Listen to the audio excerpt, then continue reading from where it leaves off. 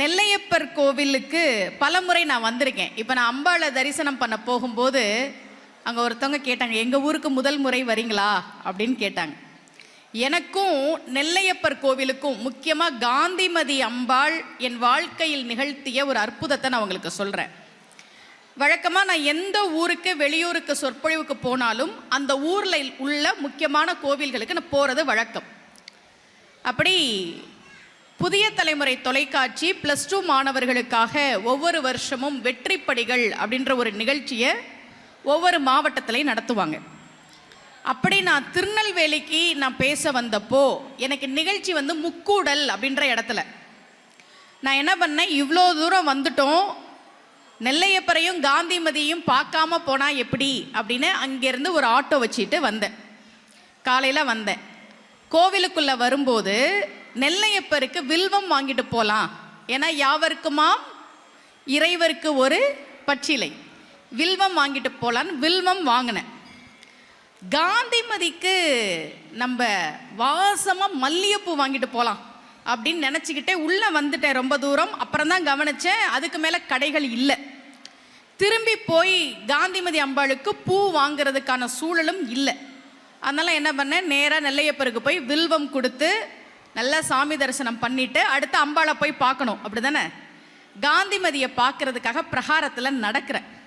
என் மனசு, காந்திமதி உனக்கு நான் ஒன்றுமே வாங்கிட்டு வரல, வெறும் கையோடு வந்திருக்கிறேன், உன்னை வெறும் கையோட பார்க்க வரேனே, சரி வெறும் கையோட வந்தா நீ என்ன கோச்சுக்கவா போற அப்படின்னு நினச்சிக்கிட்டே அம்பாள் சந்நிதியை நோக்கி நடக்கிறேன்.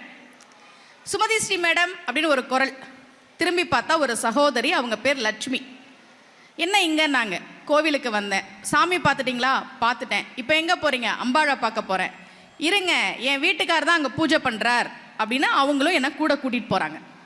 போன உடனே அவர் நல்ல காந்திமதி அம்பாள் முன்னாடி நிற்க வச்சு நல்ல தரிசனம்.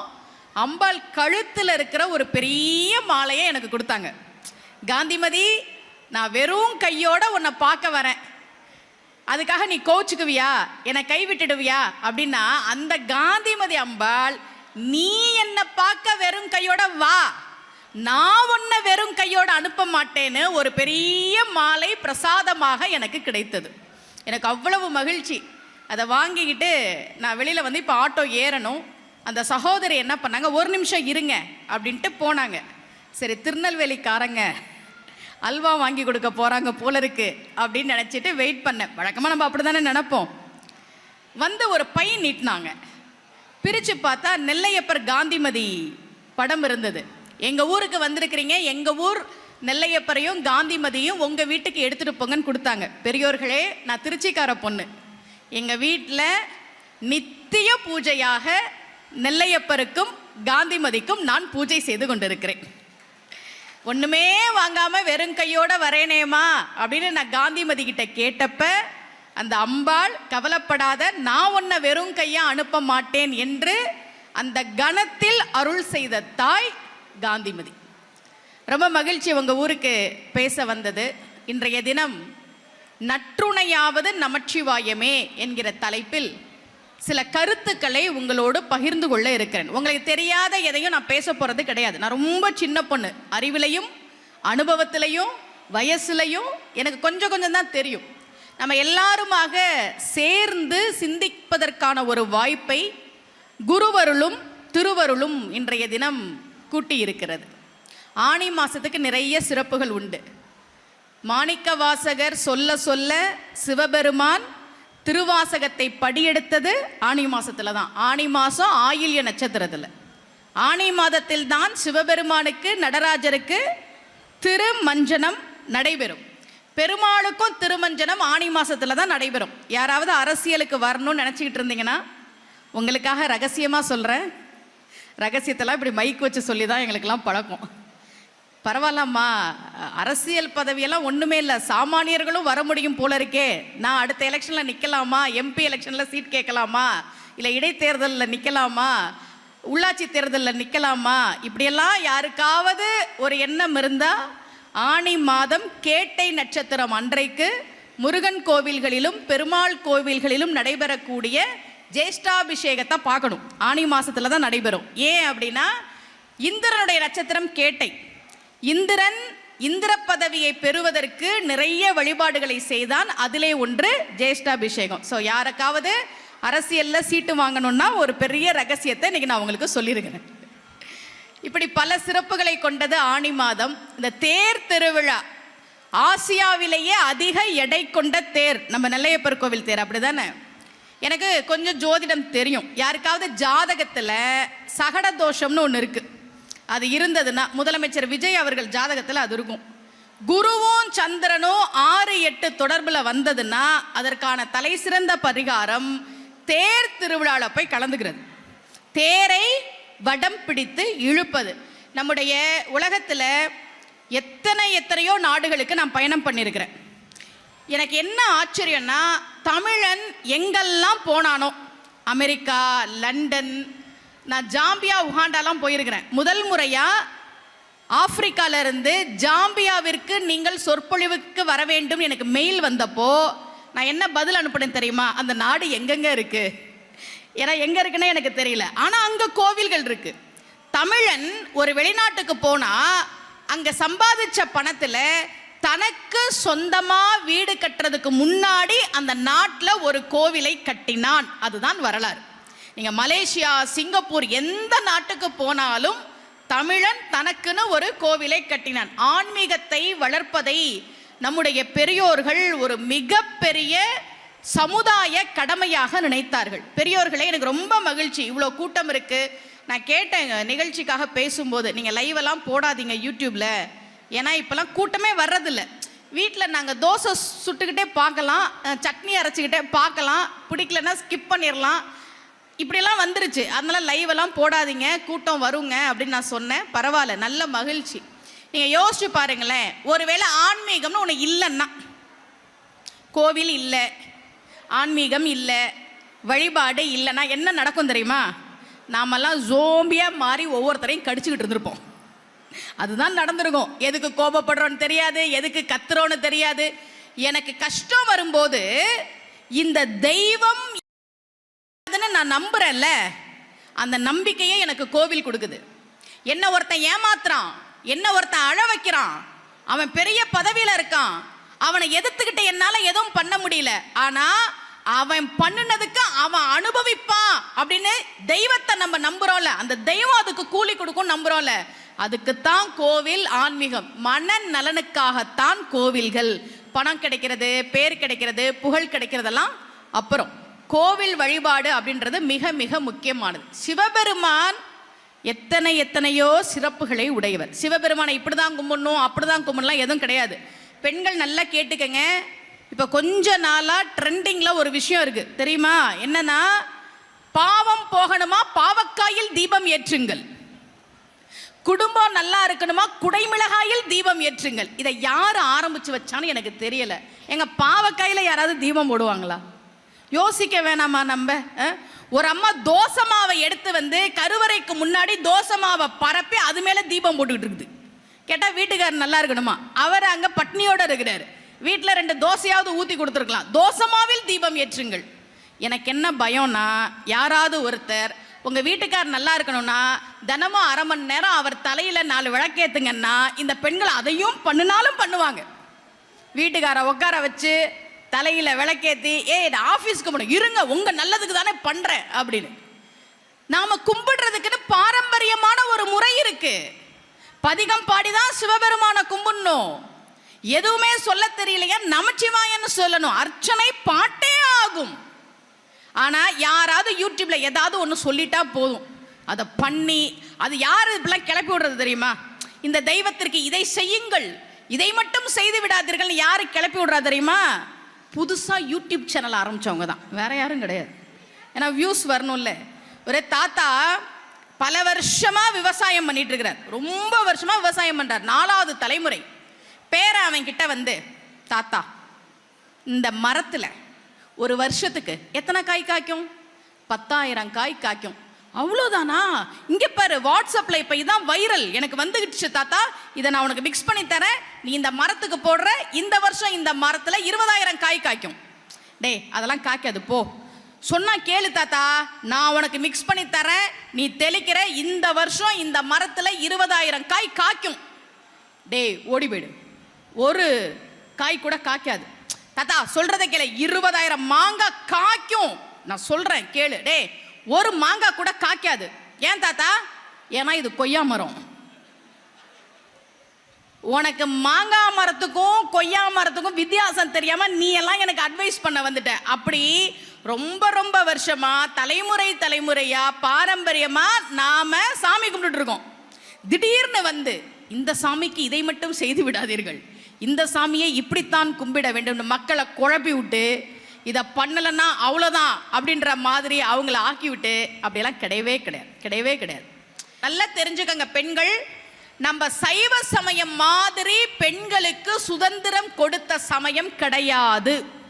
எந்த இடத்திலையும் பெண்களை நம்முடைய சமயம் அடிமைப்படுத்தவே கிடையாது. பெண்களை மிக உயர்ந்த இடத்தில் வைத்திருப்பது சைவ சமயம். சமண சமயத்துக்கும் நமக்கும் என்னதாங்க பிரச்சனை? என்ன பிரச்சனை? ஒரு பிரச்சனையும் கிடையாது. ரெண்டு விஷயம்.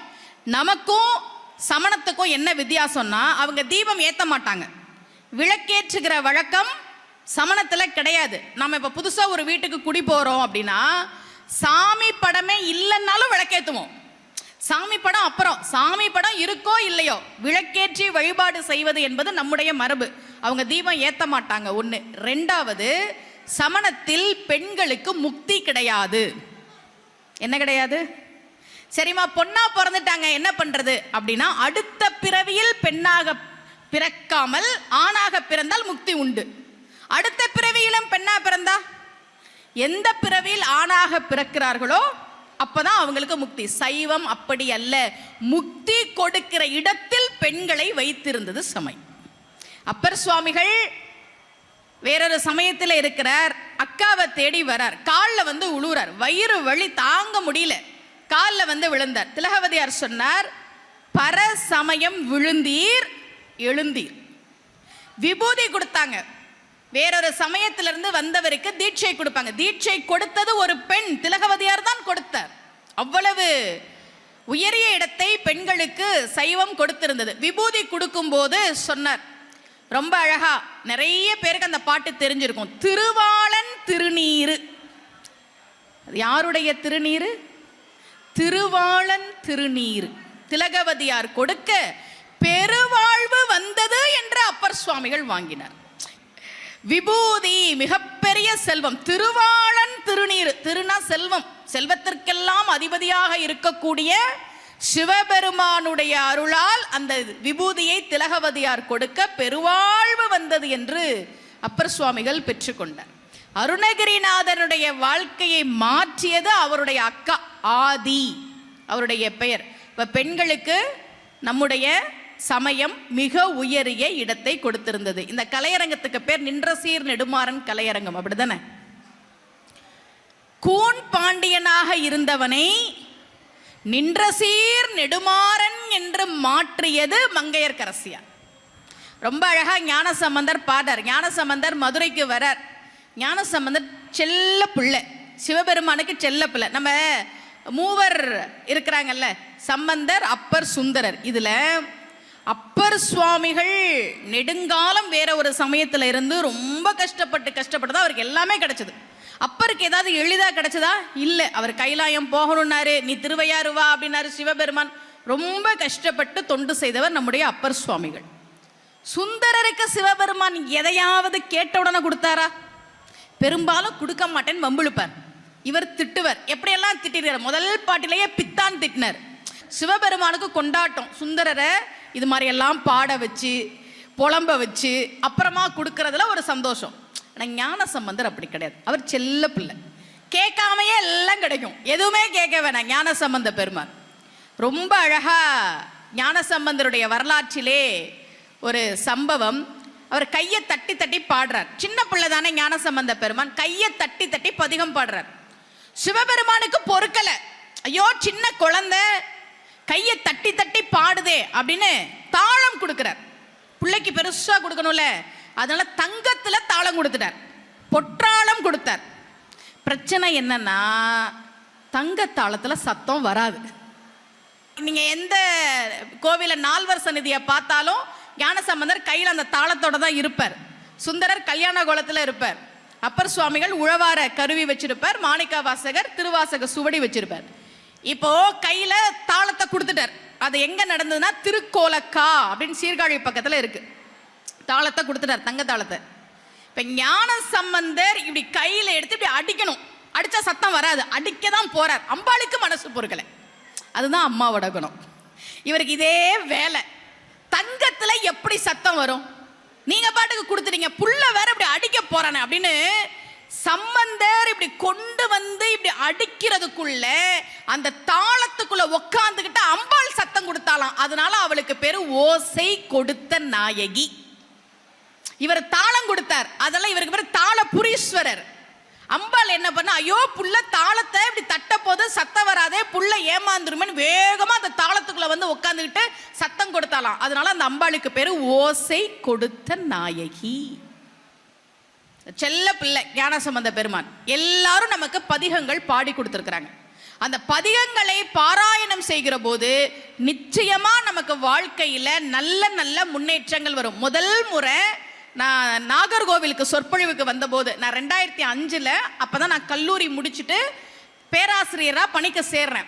நாகர்கோவிலில் குமாரவேல்னு ஒரு அண்ணாச்சி, அவர் ஒரு பட்டிமன்றத்தில் என்னை பார்த்துட்டு, இத்தனைக்கும் பட்டிமன்றம் தான் பேசினேன், அது ஒரு பாட்டு பட்டிமன்றம், அன்றைய பாடல்களா இன்றைய பாடல்களான்னு. அதில் என்னைய பார்த்துட்டு ஒரு மாதம் கழித்து என்னை கூப்பிட்டு, நாகர்கோவிலில் 3 நாள் சொற்பொழிவுக்கு உங்கள் பேர் சொல்லியிருக்கிறேன், சம்பந்தர் தேவாரம் முதல் நாள், அப்பர் தேவாரம் 2வது நாள், 3வது நாள் சுந்தரர் தேவாரம் ஃபோனை வச்சுட்டார். எனக்கு என்ன பிரச்சனைனா, அது வரைக்கும் நான் அவங்களெல்லாம் படித்ததில்லை, உண்மையை சொல்கிறேன், நிஜமாவே நான் அதெல்லாம் படித்தது கிடையாது. இப்போ இன்னைக்கு வந்து கூகுளில் எல்லாமே கிடைக்குது, எடுத்துடலாம். அன்னைக்கெல்லாம் லைப்ரரியில் தேடி தேடி போய் படிக்கணும். எனக்கு என்ன ஒரு பெரிய ப்ளஸ்னா, நான் வேலை பார்த்தது கல்லூரி, அங்கே லைப்ரரி உண்டு. நான் 7 மணி வரைக்கும் உட்காந்து படிக்கலாம். நான் போய் தேவாரம்லாம் எடுத்து எடுத்து படிக்கிறேன்.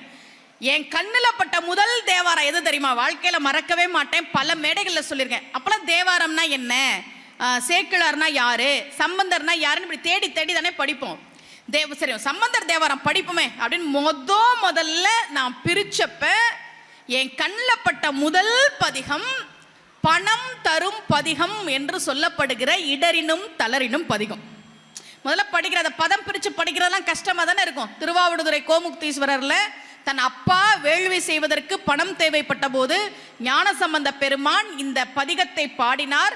சிவபெருமானுடைய அருளால் உலவா கிளி கிடைத்தது. அதனால் உலவா கிளி அப்படின்னா எடுக்க எடுக்க குறையாத பணம் கிடைக்கக்கூடிய அந்த பொற்கிளி கிடைத்தது அப்படின்னு படிச்சுட்டு ஃபுல்லாக படிச்சோன்னா கீழே பணம் கிடைப்பதற்கு இதை பாராயணம் செய்யவும் இருந்தது. முதல்ல என் வாழ்க்கையில் நான் படித்த பதிகம் இடரினும் தளரினும் பதிகம் தான். நோட்ஸ் எடுத்து வச்சுக்கிட்டேன். அப்போ பேசணும்ல வந்து சொன்னேன், பெரியோர்களே உங்களுக்கெல்லாம் நிறைய பணம் கிடைக்கணும்னா இடரினும் தளரினும் பதிகம் சொல்லுங்க அப்படின்னு சம்பந்தர் பற்றி பேசிட்டு இறங்குறேன். என்னைய சுற்றி ஒரு 30 பேர் இடரினும் தளரினும் பதிகம் எழுதி கொடுங்கன்னு கேட்டு, அதுக்கப்புறம் எங்க போனாலும் கையில எழுதி, எத்தனை பேருக்கு எழுதி கொடுக்கறது, ஜெராக்ஸ் போட்டு எடுத்துட்டு போவேன். பெரியோர்களே தமிழ்நாட்டில் பல ஆயிரம் பேருக்கு என் கையால் அந்த பதிகத்தை நான் எழுதி ஜெராக்ஸ் போட்டு கொடுத்துருக்கிறேன். இடரினும் தளரினும் பதிகம் சொன்னா பணம் கிடைக்குமா? நிச்சயமா கிடைக்கும். உங்களுடைய பொருளாதார உயர்வு நிச்சயமாக மேம்படும். எனக்கு மாசம் ஒரு 10 நிகழ்ச்சி வருது அப்படின்னா இடரினும் தளரினும் படிக்க படிக்க படிக்க அந்த நிகழ்ச்சி அதிகமாச்சு, அது மூலமா வருமானம் வந்துச்சு. அப்படி புரிஞ்சுக்கணும் நீங்க. ஓ நாளைக்கே நான் வேலையை ரிசைன் பண்ணிட்டு உட்காந்து நான் இடரினும் தளரினும் சொல்லிக்கிட்டே இருந்தா பணம் வருமா? இல்ல கண்டிப்பாக பொருளாதார முன்னேற்றம் வரும், நிச்சயமா வரும். ஒருத்தன் சாமி கிட்ட கேட்டா, சாமி நான் ரொம்ப கஷ்டப்படுறேன், நீ ஒரு 10 கோடி கொடுத்தீங்கன்னா நான் பொழைச்சுக்குவேன். கடவுள் சொன்னார், ஏன்டா அப்படி அல்பத்தனமா 10 கோடி கேட்குற, 100 கோடியா வாங்கிக்கோ. நிஜமாவா சொல்ற சாமி? நிஜமாதான். எப்படி கொடுப்ப? லாட்டரியில் கொடுக்குறியா? சரி, ஏன்னா 100 கோடி திடீர்னு இவனுக்கு எப்படி வந்துச்சுன்னு பிரச்சனை ஆயிரும். அதனால நான் உனக்கு லாட்டரியில் பணம் கொடுக்குறேன். இன்னைக்கே கொடுப்பியா சாமி? டே இன்னைக்கே கொடுத்தா நாளைக்கெல்லாம் நீ என்ன நினைப்பியா? நினைக்க மாட்டேன். 30 நாள் டைம் வச்சுக்குவோம். 30 நாளுக்குள்ள எப்போ வேணா உனக்கு லாட்டரியில் 100 கோடி நான் கொடுக்குறேன் போ. டெய்லி போகிறான், லாட்டரியில் பணம் விழுந்திருக்கான்னு பார்க்குறான். 29 நாள் வரைக்கும் பணம் விழுவேன். 30வது நாள் தூக்கமே வரல, போகிறான், நெஞ்சு படப்படப்பட அடிச்சுக்குது. இப்போ இவனுக்கு லாட்டரியில் பணம் விழுந்திருக்கான்னு பார்க்கணும், நம்ம பேர் வருதான்னு பார்க்குறான். அன்னைக்கு பணம் விழுவல. வீட்டுக்கு வந்து, கடவுளே இப்படி நீ நம்பிக்கை துரோகம் பண்ணுவேன் நான் நினைக்கல, உன்னை நம்பினல. நான் கேட்டது 10 கோடி. முடியாதுன்னா முடியாதுன்னு சொல்லு, அதை விட்டுட்டு 100 கோடி வாங்கிக்கோன்னு சொல்லி என்னை ஏமாத்திட்டியே. கடவுள் சொன்னார், நானாடா ஏமாத்தினேன்? கையில 100 கோடியை வச்சுட்டு உனக்கு எப்ப கொடுக்கலான்னு காத்துக்கிட்டு இருந்தேன்டா. அப்புறம் ஏன் கொடுக்கல? நீ டெய்லி போய் லாட்டரி சீட்ல பணம் விழுந்திருக்கான்னு செக் பண்ணியே தவிர லாட்டரி சீட் ஒரு நாளாவது வாங்கினியாடா? லாட்டரி சீட் வாங்கிட்டுல நீ போய் செக் பண்ணிருக்கணும். அது மாதிரி நான் உட்காந்து இடறினும் தளரினும் மட்டும் சொன்னா எனக்கு பணம் வந்துருமா? இல்லை. வேலைக்கு போங்க, வேலைக்கான அங்கீகாரம் கிடைக்கும், சம்பள உயர்வு கிடைக்கும். நான் சாட்சியாக இருந்து உங்களுக்கு சொல்கிறேன். இடரினும் தளரினும் எனதுரு நோய் தொடரினும் உணகழல் தொழுதலுவேன், கடல் தனில் அமுதோடு கலந்த நஞ்சை மிடரில் அடக்கிய வேதியனே, இதுவோ எமை ஆழுமாறு ஈவதொன்றெமக்கில்லையேல் அதுவோ உனது இன்னருள் ஆவடுதுறை அரணே. பணம் கொடுக்கும் பதிகம்னு இதுக்கு பேரு. ஒவ்வொரு பிரச்சனைக்கும் பதிகங்கள் உண்டு. சிவபெருமானை நம்பி அந்த பதிகத்தை நீங்கள் பாராயணம் செய்கிற போது நிச்சயமாக அது உங்களுக்கு வேலை செய்யும். இப்ப சமீபத்தில் பத்மஸ்ரீ விருது வாங்கிய ஓதுவார் திருத்தணி சுவாமிநாதன் அவர்கள் ஒரு செய்தியை பதிவு பண்ணியிருக்கிறார். நானும் அந்த செய்தியை நான் படிச்சிருக்கிறேன். 1940 காலகட்டத்தில் ஒருத்தவங்களுக்கு எலும்பு முறிவு வந்துருச்சு. அந்த காலத்துலலாம் பிரச்சனை வந்தா என்ன பண்ணுவாங்கன்னா திருமுறையில நூல் சாத்தி பார்ப்பாங்க. அது ஒரு வழக்கமாகவே இருந்தது.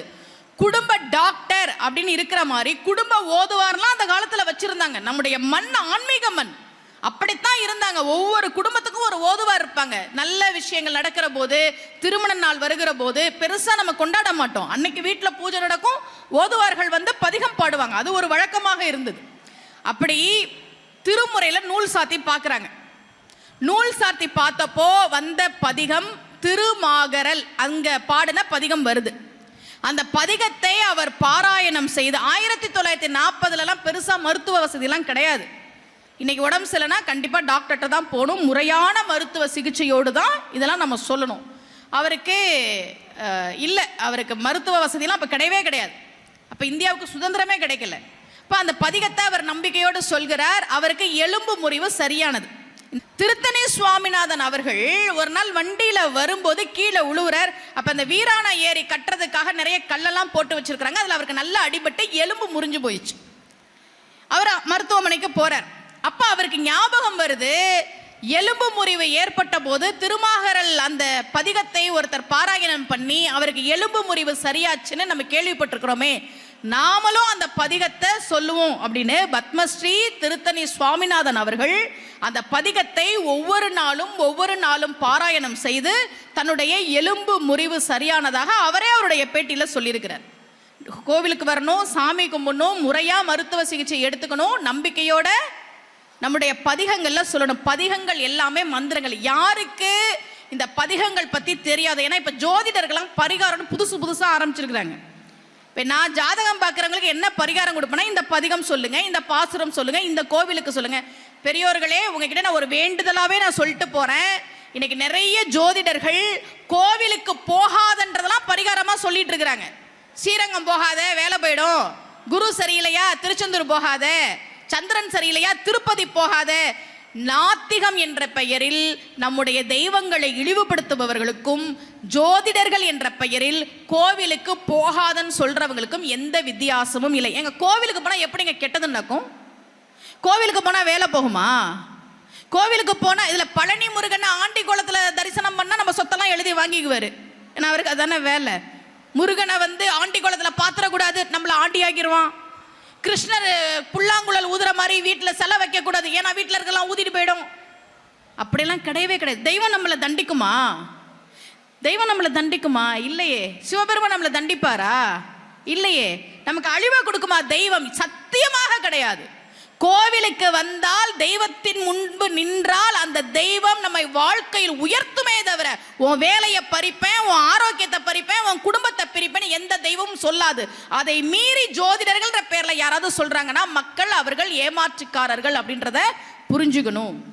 எத்தனையோ அற்புதங்கள் என் வாழ்க்கையில நடந்தது நான் சொல்றேன். தங்கம் சேர்றதுக்கு பதிகங்கள் இருக்கு. தங்கம் சேர்றதுக்கு பதிகங்கள் இருக்கு. அடகுல இருக்கிற நகையெல்லாம் திருப்பணுமா அப்படின்னா அதுக்கு பதிகம் இருக்கு. சுந்தரர் பாடின பதிகம். மெய்யை முற்ற பொடி பூசியோர் நம்பி, வேதம் 4 விரித்தோதியோர் நம்பி, கண்ணு 3 உடையாய் ஒரு நம்பி, செய்ய நம்பி, சிறு செஞ்சடை நம்பி, எய்த நம்பி, எழுபிறப்பும் எங்கள் நம்பி கண்டாயே. நம்பி பதிகம் சொன்னால் அடகுல இருந்த நகைகளை மீட்கலாம் என்பது சத்தியம். என் வாழ்க்கையில் நடந்த விஷயத்த சொல்றேன். என்னை தெரிஞ்சவங்களுக்கு தெரிஞ்சிருக்கும். நான் அம்மா அப்பா ஆதரவு இல்லாமல் அனாதையாக வளர்ந்த பெண். தெரிஞ்சிருக்கலாம் உங்களுக்கு. என்னோட தலையெழுத்து என்ன தெரியுமா? என்னோட 20 வயசுல என் பெற்றோரின் கொடுமை தாங்காமல் நான் நைட்டியோட வீட்டை விட்டு ஓடி வந்த பொண்ணு. நான் என் உயிரை காப்பாத்திக்கு தான் ஓடி வந்தேன். நான்லாம் பெண் சிசு கொலைக்கு தப்பி வந்த குழந்தை. இதுக்கு மேலே இந்த வீட்டில் இருந்தோன்னா நம்ம உயிருக்கு பாதுகாப்பு இல்லைன்னு நான் வீட்டை விட்டு வந்து நானே ஸ்பான்சர் வாங்கி படித்து வாழ்க்கையில் கஷ்டப்பட்டு இன்னைக்கு கடவுள் என்ன நல்லா வச்சிருக்கிறார். ஒரு குறையும் இல்லை. எனக்கு எப்பவுமே மனசில் ஒரு வருத்தம் இருக்கும். என்னன்னா, என் கூட படித்தவங்களுக்கெல்லாம் அவங்க அம்மா அப்பா நகை போட்டு கல்யாணம் பண்ணி கொடுத்தாங்க. பெண் பிள்ளைகளுக்கு நகை போடுவாங்க தானே. அப்புறம் சொத்து பிரிக்கும் போது சொத்து பிரித்து கொடுத்தாங்க. எனக்கு எப்பவுமே ஒரு ஆதங்கம் மனசில் இருக்கும். எனக்கு ஒரு நல்ல அம்மா அப்பா இருந்தால் எனக்கும் நகை போட்டிருப்பாங்க, எனக்கும் சொத்து கொடுத்துருப்பாங்க. நமக்கு அப்படியெல்லாம் இல்லையே, இந்த பிறவியில் நமக்கு அது விதிக்கப்படவில்லை என்ற ஒரு வருத்தம் எனக்கு எப்போவுமே இருக்கும். நான் ரொம்ப நாள் கவரிங்கில் தான் தாலி செயினே போட்டிருந்தேன். ஏன்னா தாலி செயின் வாங்கணும்னா ஒரு 4 பவுனோ 5 பவுனோ நான் அதுக்கு மேடையாக போய் பேசணும். அந்த பணத்தை வாங்கி தான் என் வீட்டில் உழ வைக்கணும். எனக்கு நிரந்தர வருமானம் கிடையாது. ஸோ அப்போ தாலி தங்கத்தில் வாங்குறதுன்றது என்னுடைய தகுதிக்குன்றது அப்போ ரொம்ப பெருசாக இருந்தது. அப்போ நான் கவரிங்கில் தான் தாலி போட்டிருந்தேன். நான் சிவபெருமானுடைய ஒரு வடிவமான பைரவரை பற்றி அப்போ தான் படிக்கிறேன். சொர்ண பைரவரை பற்றி படிக்கிறேன். கொங்கண சித்தர்னு ஒரு சித்தர். அவர் தமிழ்நாட்டில் தான் இருந்தார். அவருடைய ஜீவசமாதி எங்கே இருக்கு? திருப்பதி பெருமாளுக்கு கீழே இருக்கு. அந்த கொங்கண சித்தர் திருப்பதி பக்கத்தில், திருப்பூர் பக்கத்தில் ஊதி மலைன்னு ஒரு மலை. அந்த ஊதி மலையில் அவருக்கு தங்கமாக்கக்கூடிய அந்த திறமையை அருளியவள் சொர்ண பைரவர். சிவபெருமானுடைய வடிவங்கள் இருக்குல்ல, அதில் ஒன்று தானே கால பைரவர். கால பைரவரில் ஒன்று தானே சொர்ண பைரவர். அவர் தான் தங்கம், நீ என்ன தொட்டாலும் தங்கமாகும் அப்படின்ற வரத்தை சொர்ண பைரவர் கொடுக்குறார். என்னைக்கு கொடுத்தாருன்னா தேய்பிறை அஷ்டமி அன்னைக்கு. ஒவ்வொரு மாசமும் வரக்கூடிய தேய்பிறை அஷ்டமியில கொங்கண சித்தர் அந்த வழிபாடு பண்ணி ஊதி ஊதி அந்த மலையையே பொன்னாக்குனதுனால அந்த மலைக்கு பேரு பொன்னூதி மலை. சரியா? இப்ப அறிவு கேள்வி கேட்கும், என்னம்மா கதை விடுறீங்க? என்னமோ சித்தர் தொட்டதெல்லாம் பொன்னாகுமா, மலையே பொன்னாகுதான். அறிவு கேள்வி கேட்குமா கேட்காதா? நீங்க சொல்லுங்க. என் அறிவு கேள்வி கேட்டுச்சு. என் அறிவு கேள்வி கேட்டுச்சு. ஆன்மீகம்னு நம்ம மூட நம்பிக்கையெல்லாம் இல்லை. நான் இதை படிக்கிற முதல்ல கொங்கண சித்தர் பத்தி படிக்கிறேன். கொங்கண சித்தர் தொட்டதெல்லாம் தங்கமானது. ஒரு மலையை ஊதி ஊதி சொர்ண பைரவர் அருளால் தங்கமாக்கினார். என் அறிவு என்ன கேள்வி கேட்குது? என்னப்பா கதை விடுறீங்க? எப்படிப்பா தகரம் தங்கமாகும்? எப்படிப்பா மலை தங்கமாகும்னு என்னுடைய அறிவு கேள்வி கேட்குது. சரியா? எனக்கு ஒரு நாள், நான் கவரிங்ல தானே தாலி செயின் போட்டிருந்தேன். ஒரு நாள் சரி நாம ஒரு தேய்பிறை அஷ்டமிக்கு சொர்ண பைரவரை போய் கும்பிடுவோம் அப்படின்னு தோணுச்சு. திருச்சியில, எங்க ஊர் திருச்சி மலைக்கோட்டைக்கு பக்கத்துல சொர்ண பைரவர் கோவில் ஒன்று இருக்கு. தமிழ்நாட்டில் ரொம்ப குறைவு அப்பெல்லாம் சொர்ண பைரவர் கோவில்கள். இப்ப புதுசா கோவில்கள் கட்டும்போது பிரதிஷ்டை பண்றாங்க. அந்த கோவில் ரொம்ப சின்னதா இருக்கும். உள்ள வந்து ஒரு 50 பேர் கூட நிக்க முடியாது, 30 பேர் கூட நிக்க முடியாது. நான் ஆட்டோல போய் இறங்குறேன், வரிசை நிக்குது அவ்வளோ தூரத்துக்கு. நான் சொன்னேன், இந்த கூட்டத்தில் எப்படி போய் நம்ம பார்க்கறது? நீங்கள் வீட்டுக்கு வண்டியை திருப்புங்கண்ணா. ஆட்டோக்காரர் சொன்னார், என்னம்மா வந்துட்டு போறேன்றீங்க, நீங்கள் கும்பிட்டுட்டு எனக்கு கூப்பிடுங்க, எவ்வளோ நேரம் ஆனாலும் பரவாயில்லங்கிறார். நான் கோவிலுக்குள்ளே போய் சாமி கும்பிட எனக்கு ஒரு 4 மணி நேரம் ஆச்சு. உள்ளே போய் நின்று நிதானமாலாம் சாமி கும்பிட முடியாது. கூட்டத்தில் உள்ளே போகலாம், ஒரு செகண்ட் சாமியை பார்க்கலாம், வரலாம். உள்ளே போயிட்டேன். சொர்ண பைரவர் முன்னாடி நிற்கிறேன். ஒன்னே ஒன்று தான் கேட்டேன், நீ தங்கம் தர சாமி தானே, எனக்கு தாலியாவது தங்கத்தில் கொடுக்கலாம்ல, தள்ளுமா அப்படின்னு அனுப்பி விட்டாங்க. அவ்வளோதான் பார்க்க முடிஞ்சுது. போனேன், இவ்வளோதான் கேட்டேன், நீ தங்கம் தர சாமி தானே, எனக்கு தாலியாவது தங்கத்தில் கொடுக்கலாம்ல. வெளியில் வந்துட்டேன். பெரியோர்களே, கரூரில் ஒரு பொறியியல் கல்லூரிக்கு என்னை பேச கூப்பிடுறாங்க. உமன்ஸ் டேக்கு என்னை பேச கூப்பிடுறாங்க. அது யூடியூப்ல லைவாக வந்தது. ஒரு கல்லூரி மாணவி வாழ்க்கையில் தப்பான ஒரு முடிவை எடுத்திருக்கிறாங்க. இன்னைக்கு நைட்டு நமக்கு கடைசி, இதுக்கு மேலே நம்ம இருக்கக்கூடாதுன்ற ஒரு முடிவை அந்த பொண்ணு எடுத்துட்டா. லெட்டர்லாம் எழுதி வச்சுட்டா. ஹாஸ்டலில் தங்கியிருக்கக்கூடிய பொண்ணு. என்னன்னா, அவளுக்கு பிடிக்காத கோர்ஸை வந்து அம்மா அப்பா எடுக்க வச்சுட்டாங்க. அம்மா அப்பா திட்டாங்க, அவளுக்கு பிடிக்கல, மார்க் கம்மியாக வாங்குறதுக்காக டீச்சர் திட்டுறாங்க அப்படின்னு அவள் லெட்டர்லாம் எழுதி வச்சுட்டான். யதார்த்தமாக யூடியூப்ல என்னோட அந்த ஸ்பீச்சை பார்த்துருக்குறான். பார்த்துட்டு மனசு மாறி வார்டன் ரூமுக்கு நைட்டு 11 மணிக்கு கதவை தட்டி தேம்பி அழுதுருக்கிறா. வார்டன் என்னாச்சுன்னா, நான் இன்னைக்கு நைட்டு வந்து நம்ம உயிரோட இருக்கவே கூடாதுன்னு நினைச்சேன், இவங்க ஸ்பீச்சை கேட்டு நான் என்னோட எண்ணத்தை மாத்திக்கிட்டேன்னு லெட்டரை கொண்டு போய் வார்டன்ட்ட கொடுத்துட்டான். வார்டன் அதை வாங்கி வச்சுட்டு உடனே அவங்க அம்மா அப்பாவுக்கு ஃபோன் பண்ணி கரஸ்பாண்டன்ட் வந்து எல்லாம் வந்து யார் இவங்க அப்படின்னு என்னை தேடி பிடிச்சி விடிய காத்தால எனக்கு ஃபோன் பண்ணுறாங்க. ஃபோன் பண்ணி, அம்மா நீங்கள் ஒரு உயிரை காப்பாற்றி கொடுத்துருக்குறீங்க, ஒரு உயிரை காப்பாற்றி கொடுத்துருக்குறீங்க. இந்த பொண்ணை ஏதோ ஒன்று பண்ணிக்கிச்சுன்னா பெற்றவங்களுக்கு ஒரே பொண்ணு, அவங்க என்ன பண்ணுவாங்க? இல்லை எங்கள் காலேஜ் பேர் கெட்டு போயிருந்துச்சுன்னா நாங்கள் என்ன பண்ணுறது? நீங்கள் ஒரு உயிரை காப்பாற்றி கொடுத்துருக்குறீங்கம்மா, உங்களுக்கு நாங்கள் அன்பளிப்பு கொடுக்குறோம். அந்த பெண்ணினுடைய குடும்பத்தின் சார்பாகவும் எங்கள் கல்லூரியின் நிர்வாகம் சார்பாகவும் உங்களுக்கு ஒரு அன்பளிப்பு கொடுக்குறோன்னு எனக்கு ஒரு செயின் கொடுத்தாங்க. அதில் நான் தாலி வாங்கி போட்டுட்டு அடுத்த தேய்பிறை அஷ்டமிக்கு தங்க தாலியோட அந்த கோயிலுக்கு நான் போனேன். தகரம் தங்கமாகுமா, மலை தங்கமாகுமா, என்னங்கடா கதை விடுறீங்கன்னு அறிவு எனக்கு கேள்வி கேட்டுச்சு. ஆனா சரி, நாம இந்த வழிபாடை செஞ்சு பார்ப்போமே அப்படின்னு ஒரு தேய்பிறை அஷ்டமி அன்றைக்கு சொர்ண பைரவர் முன்னால் போய் நின்று, நீ தங்கம் தர சாமி தானே, எனக்கு தாலியாவது தங்கத்துல கொடுக்கலாமேன்னு கேட்டேன். அடுத்த தேய்பிறை அஷ்டமிக்கு நான் தங்கத்தாலியோடு அந்த கோவிலுக்கு போனேன். சத்தியத்தை பேசுகிறேன். அப்புறம்தான் அந்த வழிபாடு பற்றிலாம் நான் நிறைய பேருக்கு சொல்ல ஆரம்பித்தேன். தேய்பிறை அஷ்டமியா இந்த வழிபாடு பண்ணுங்க, தங்கம் சேரணுமா இந்த பதிகம் சொல்லுங்க, செல்வம் சேரணுமா இந்த பதிகம் சொல்லுங்க அப்படின்னு நிறைய பேருக்கு நான் சொல்ல ஆரம்பித்தேன். இப்போ உங்களுக்கு ஒரு கேள்வி வரும், நானும் தாமா சாமி கும்பிடுறேன், ஏமா நடக்கலை? சில சமயம் உங்களுக்கு கேள்வி வரல, நான் உங்களுக்கு சொல்லிட்டு போகிறேன். இப்போ நம்ம அடுத்தடுத்த சொற்பொழிவுகளை நான் உங்களுக்கு நிறைய பதிகம்லாம் சொல்கிறேன். இதுக்கு இந்த பதிகம் சொல்லுங்க, பணம் கிடைக்கிறதுக்கு இந்த பதிகம் சொல்லுங்க, பதவி உயர்வுக்கு இந்த பதிகம் சொல்லுங்க. நீங்க எதை ஃபோக்கஸ் பண்ணி அந்த பதிகத்தை சொல்றீங்களோ அது உங்களுக்கு கிடைக்கும். புரியுதா? எனக்கு பணம் வேணும் அப்படின்றத நீங்க ஃபோக்கஸ் பண்ணி அந்த பதிகத்தை நீங்க சொன்னீங்கன்னா உங்களுக்கு பணம் கிடைக்கும், கண்டிப்பா கிடைக்கும். அதை விட்டுட்டு பணம் வராம இருக்கட்டும், இது சுமதி ஸ்ரீ கிட்ட போய் நான் சண்டை போடுறேன்னா உன்னுடைய நோக்கம் என்ன? என்கிட்ட சண்டை போடணும்ன்றது. நீ வந்து எனக்கு பணம் வேணும்னு நினைச்சு நீ சொன்னீன்னா உனக்கு பணம் கிடைக்கும். உன் நோக்கம் என்ன? சுமதி ஸ்ரீ கிட்ட போய் சண்டை போடணும்னு நினைச்சுக்கிட்டு சொன்னா எப்படி பணம் கிடைக்கும்?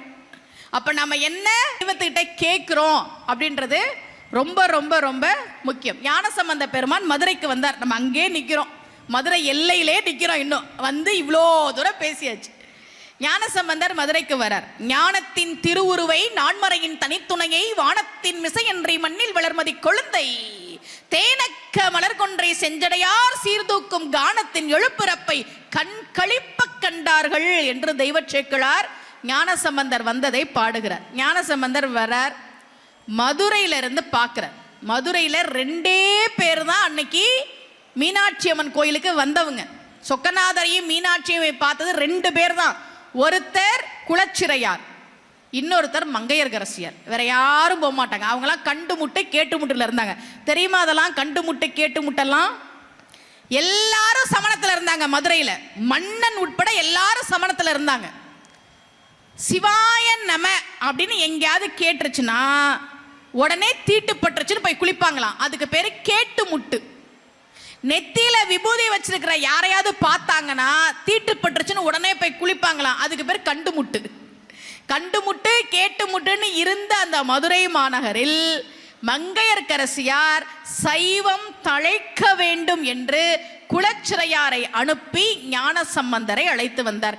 ஏங்க சைவம் இப்படிதான் வளரணுமா அப்படின்னா ஒன்றும் இல்லை. மன்னன் சமணத்தில் இருந்தா மக்கள் சைவத்தை நிம்மதியாக கும்பிட முடியாது. அதனால்தான் மங்கையர்கரசியார் உறுதியாக இருந்து ஞானசம்பந்தரை அழைத்து வந்தார். அதன் பிறகு நடந்ததெல்லாம் உங்களுக்கு தெரியும். வெப்பு நோயை நீக்கினார், மந்திரமாவது நீர், அதெல்லாம் பண்ணார். இன்னைக்கு சைவம் தழைத்திருக்கிறது மதுரையில் என்றால் அதற்கு காரணம் மங்கையர்கரசியார் தான். மங்கையர்கரசி வளவர்கோன் பாவை வரிவலை கைமடம் மாணி பங்கைய செல்வி பாண்டிமாதேவி பணி செய்து நாள்தோறும் பரவ பொங்கழல் ஊருவன் பூத நாயகன் நாள் வேதமும் பொருட்களும் அருளி அங்கையர்கண்ணி தன்னோடும் அமர்ந்த ஆளவாய் ஆவதும் இதுவேனர். மங்கையர்க்கு அரசி, அவங்க பேர் மாணி, மாணின்றது அவங்க பேர். மங்கையர்க்கரசி என்பது நம்முடைய தெய்வச்சேக்கிழாரும் ஞானசம்பந்தரும் சொல்லக்கூடிய வார்த்தை. அப்படி சைவம் தலைப்பதற்கு காரணமாக இருந்த மங்கையர்க்கரசியார் அவரால் புகழ்பெற்ற நின்றசீர் நெடுமாறனுடைய கலையரங்கத்தில் சொற்பொழிவு பண்றதுல எனக்கு ரொம்ப மகிழ்ச்சி. அப்பப்ப கை தட்டுங்க. தூங்கிட்டீங்களோ நினைச்சேன். கை மெய் மறந்து கேட்கலாம், கை மறந்து கேட்கலாமா? அதனால் அப்பப்போ கை தட்டுங்க. பரவாயில்ல. நம்மள தான் பேசுகிறோமோ, இல்லை இது புரியாத பாஷையில் பேசுகிறோமா அப்படின்னு தமிழில் தானே பேசுகிறேன். இன்னைக்கு பிள்ளைங்களுக்கு தமிழில் ஒரு 2-3 பாட்டாவது சொல்லிக் கொடுங்க, தமிழில் பேச சொல்லிக் கொடுங்க. இந்த நம்ம பிள்ளைங்கள்லாம் அம்மான்றதை விட்டுட்டு மம்மின்னு கூப்பிட்டுட்டு இருந்துச்சுங்களே, அதை கூட நான் ஜீரணிச்சுக்குவேன். இப்போ இருக்கிற பிள்ளைங்கள்லாம் அம்மாவை ப்ரோன்னு கூப்பிடுதுங்க. உங்கள் வீட்லேயும் அதானா? அம்மாவையே ப்ரோ அப்படின்னு கூப்பிடுதுங்க. அன்றைக்கி நான் நின்றுட்டு இருக்கிறேன், ப்ரோ ப்ரோ அப்படின்ச்சு. யாரோ அவங்க அண்ணன் யாரோ வரப்போகிறவங்களுக்குன்னா அவங்க அம்மா வராங்க, என்ன ப்ரோ அப்படி. அந்த அம்மா இந்த பிள்ளை சரி ப்ரோ. என்னங்கடா நடக்குது தமிழ்நாட்டில்? அம்மானு சொல்கிறத விட்டுட்டு ப்ரோ ப்ரோன்னு பேசிகிட்டு இருக்கிறீங்க. பிள்ளைங்களுக்கு தமிழே இன்னைக்கு தெரியல. அதுங்களுக்கு தேங்காய் சட்னி தெரியுமா? உங்கள் பிள்ளைங்களுக்கு தெரியாது. ஒயிட் சட்னி தான் தெரியும். அதுக்கு பேர் ஒயிட் சட்னி. கொத்தமல்லி சட்னி தெரியுமா? தெரியாது. புதினா சட்னி தெரியுமா? தெரியாது. கருவேப்பிலை சட்னி தெரியுமா? தெரியாது. தெரிஞ்சதெல்லாம் கிரீன் சட்னி. கார சட்னி, தக்காளி சட்னி, வெங்காய சட்னி ஒன்றும் தெரியாது. தெரிஞ்சதெல்லாம் ரெட் சட்னி. அப்படி வளருதுங்க நம்ம பிள்ளைங்க. பூமர் அப்படிங்குதுங்க. தமிழ் எவ்வளோ அழகான மொழி. அருணகிரிநாதருக்கு முருகன் கொடுத்த சந்த தமிழ். துப்பாரப்பா டற்றி மைக்கால் சொற்பா வடிம குணமோகம் துற்றாயப்பி டற்றோலிற்றே சுற்றாமதன பிணித்தோயும் இப்பா வக்கா எத்தா சைப்பா டெற்றே உலகிற் பிறவாதே எத்தார் வித்தார் அத்தே கிட்டா எட்டா அருளை தரவேணும் தப்பா மற்பா டிச்சே விப்பார் தத்தாம் வினையை களைவோனே தற்காலிச்சோர் செற்றாய்மை போ தத்தாய் தனிகை தனிவேளா அப்பா ஹைப்பா லைப்போல் சொற்கா வற்பா வதன தனிவோனே அத்தா நித்தா முத்தா சித்தா அப்பா குமர பெருமாளே. இது தமிழ் பாட்டு. நம்முடைய பதிகம்லாம் தமிழ். மொரீஷியஸ் நாட்டில் பிள்ளைகளுக்கு தமிழ் பேச தெரியாது. நான் இலங்கைக்கு சொற்பொழிவுக்கு போயிருந்த போது இலங்கையினுடைய மொரீஷியஸ் நாட்டு தூதுவர் ஈஸ்வரன் ஐயா தான் இந்த விஷயத்தெல்லாம் எனக்கு சொன்னார். மொரீஷியஸில் இருக்கக்கூடிய தமிழ் பிள்ளைகளுக்கு தமிழ் பேச தெரியாது. தமிழே அவங்களுக்கு தெரியாது, ஆங்கிலத்தில் தான் பேசுகிறாங்க. ஆனால் அந்த பிள்ளைகளுக்கு தமிழ்நாட்டில் இருந்து ஓதுவா மூர்த்திகளை வர வச்சு பதிகங்களை சொல்லி கொடுக்குறாங்க. பதிகம் படி, திருப்புகள் படி. தமிழ் அவங்களுக்கு பேச தெரியாது, எழுத படிக்கவும் தெரியாது. இங்கிலீஷில் எழுதி வச்சு பதிகங்களையும் திருப்புகளையும் அடுத்த தலைமுறைக்கு சொல்லிக் கொடுக்கணும் அப்படின்னு மொரீஷியஸில் சொல்லி கொடுத்துட்டு இருக்கிறாங்க. மொரீஷியஸ்க்கு நாத்திகர்களை பேச கூப்பிட மாட்டாங்க. கோவிலுக்கு போகாத, பதிகம் படிக்காத, பாசுரம் படிக்காதன்றலாம் கூப்பிட மாட்டாங்க. ஏன்? எங்கள் பிள்ளைகளுக்கு தமிழ் தெரியணும்னா பக்தி இலக்கியம் தான் சரியான வழி என்பதை மொரீசியஸ் தமிழர்கள் காலதாமதமாக உணர்ந்து கொண்டு நீ இங்கிலீஷில் எழுதி வச்சாது படி அப்படின்னு இப்போ பாசுரங்கள்லாம் பதிகங்கள்லாம் படிக்க வச்சுட்டு இருக்கிறாங்க. நம்ம பிள்ளைகளுக்கு கொஞ்சம் கொஞ்சம் பதிகம்லாம் சொல்லி கொடுக்கணும். முக்கியமாக எதை சொல்கிறோமோ இல்லையோ, எங்களுக்கெல்லாம் நிறைய பணம் இருக்குங்க, நீங்கள் என்னங்க இடறினும் தளரினும் சொல்கிறீங்க, நான் வச்சிருக்கிறேன் பல ஆயிரம் கோடி அப்படின்னா சரி மகிழ்ச்சி. ஆனால் கஷ்டன்றது எல்லாருக்கும் வரும்ல, வராமல் இருக்குமா? எல்லாருக்கும் ஒரு சுமதி ஸ்ரீக்கு கஷ்டம் இல்லையா? இருக்கு. என்ன கஷ்டம் வந்தாலும், முக்கியமாக சனியால கஷ்டம், செவ்வாயால கஷ்டம், சுக்கிரனால கஷ்டம், ஜாதகத்தில் பிரச்சனை, பொண்ணு கிடைக்கல, இந்த மாதிரி என்ன கிரக தோஷம் இருந்தாலும் கோளறு பதிகம் படிக்கணும், கண்டிப்பாக படிக்கணும். ஞானசம்பந்த பெருமான் மதுரைக்கு கிளம்புகிற போது அப்பர் சொல்றார், நாள் நல்லா இல்ல, அதனால இன்னைக்கு நீங்க கிளம்ப வேணாம். சம்பந்தர் சொன்னார், சிவபெருமானை கும்பிடுகிற நாம் நாளு நேரம் இதெல்லாம் பார்த்து பயப்படக்கூடாது என்று சொல்லிவிட்டு அவர் பாடியதுதான் கோளறு பதிகம். கோள் அறு பதிகம், கோள்களால் ஏற்படக்கூடிய தீமையை அறுக்கிற பதிகம். ஒவ்வொரு நாளும் சொல்லணும். வேயுறு தோழி பங்கன் விடமுண்ட கண்டன் மிக நல்ல வீணை தடவி மாசரு திங்கள் கங்கை முடிமேல் அணிந்து என் உளமையை புகுந்தாதனால் ஞாயிறு திங்கள் செவ்வாய் புதன் வியாழன் வெள்ளி சனி பாம்பு இரண்டும் உடனே ஆசரு நல்ல நல்ல அவை நல்ல நல்ல அடியார் அவர்க்கு மிகவே. நவகிரகங்கள் நல்லது பண்ணும், கண்டிப்பா பண்ணும். யாருக்கு? அடியவர்களுக்கு. சிவன் அடியவர்களுக்கு நல்லது பண்ணும். என்னது? கோளறு பதிகம் சொன்னா ஒரு கஷ்டமும் வராதாமே எங்க சொல்லி பார்க்குறேன் அப்படிலாம் சொன்னாலாம் கிடையாது. நம்பிக்கையோட சிவபெருமானை துணையாக கொண்டு வாழ்க்கையில எனக்கு எல்லாமே நீதான்பா அப்படின்னு சிவபெருமானை முழுமையாக சரணடைந்து ஒவ்வொரு நாளும் கோளறு பதிகம் படிக்கிற போது நிச்சயமாக நவ கிரகங்களால் ஏற்படக்கூடிய தோஷம் நீங்கும்.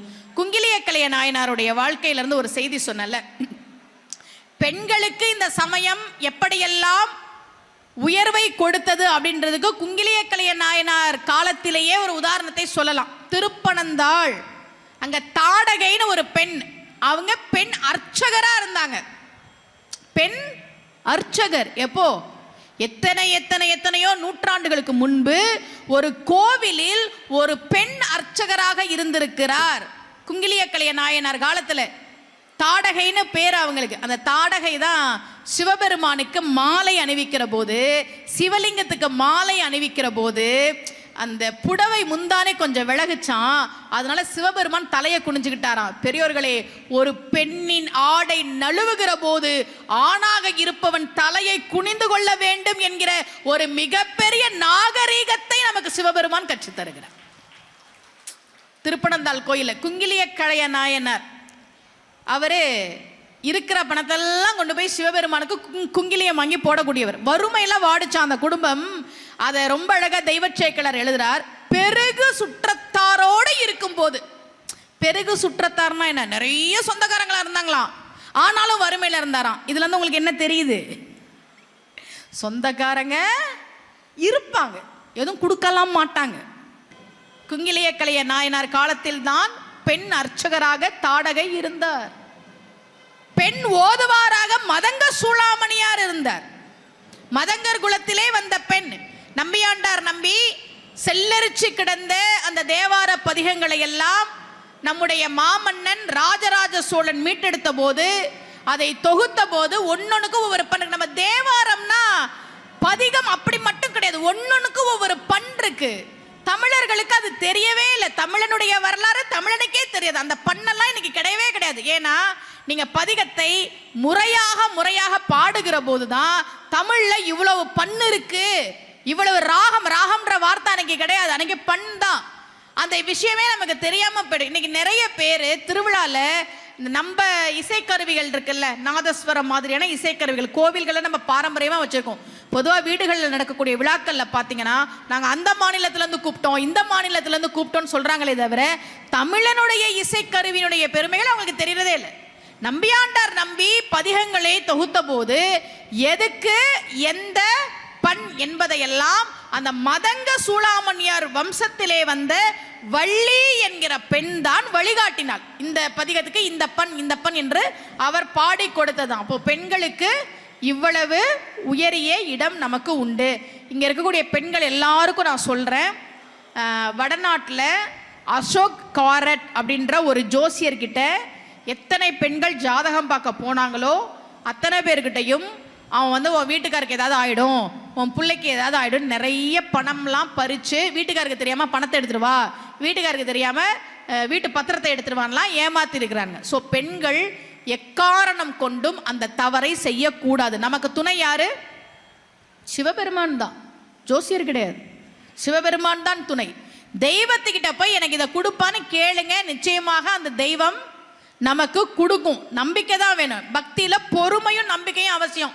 கோவிலில் போய் 2 தீபம் போட்டுட்டு வேலை வேணும், ப்ரமோஷன் வேணும், கல்யாணம் வேணும், மினிஸ்டர் வீட்டில் பொண்ணு வேணும், அப்புறம் ஆம்பளை புள்ள தான் வேணும், அப்புறம் பெரிய வீடு வேணும், இந்த 2 விளக்குக்கு அப்படி கிடையாது. பக்தியில் பொறுமையும் நம்பிக்கையும் அவசியம். நமக்கு வழிபாடுகள் பாருங்க, 21 நாள் பண்ணுங்க, 48 நாள் பண்ணுங்க, 1 மண்டலம் பண்ணுங்க, அப்படிதானே சொன்னாங்க. காரைக்கால் அம்மையாருடைய குரு பூஜை இப்பதான் வருது.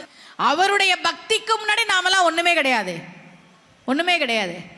வீட்டுக்காரரு 2 மாம்பழம் கொடுத்து விட்டார். உங்களுக்கு தெரிஞ்ச கதை தான். 2 மாம்பழம் கொடுத்து விட்டார்.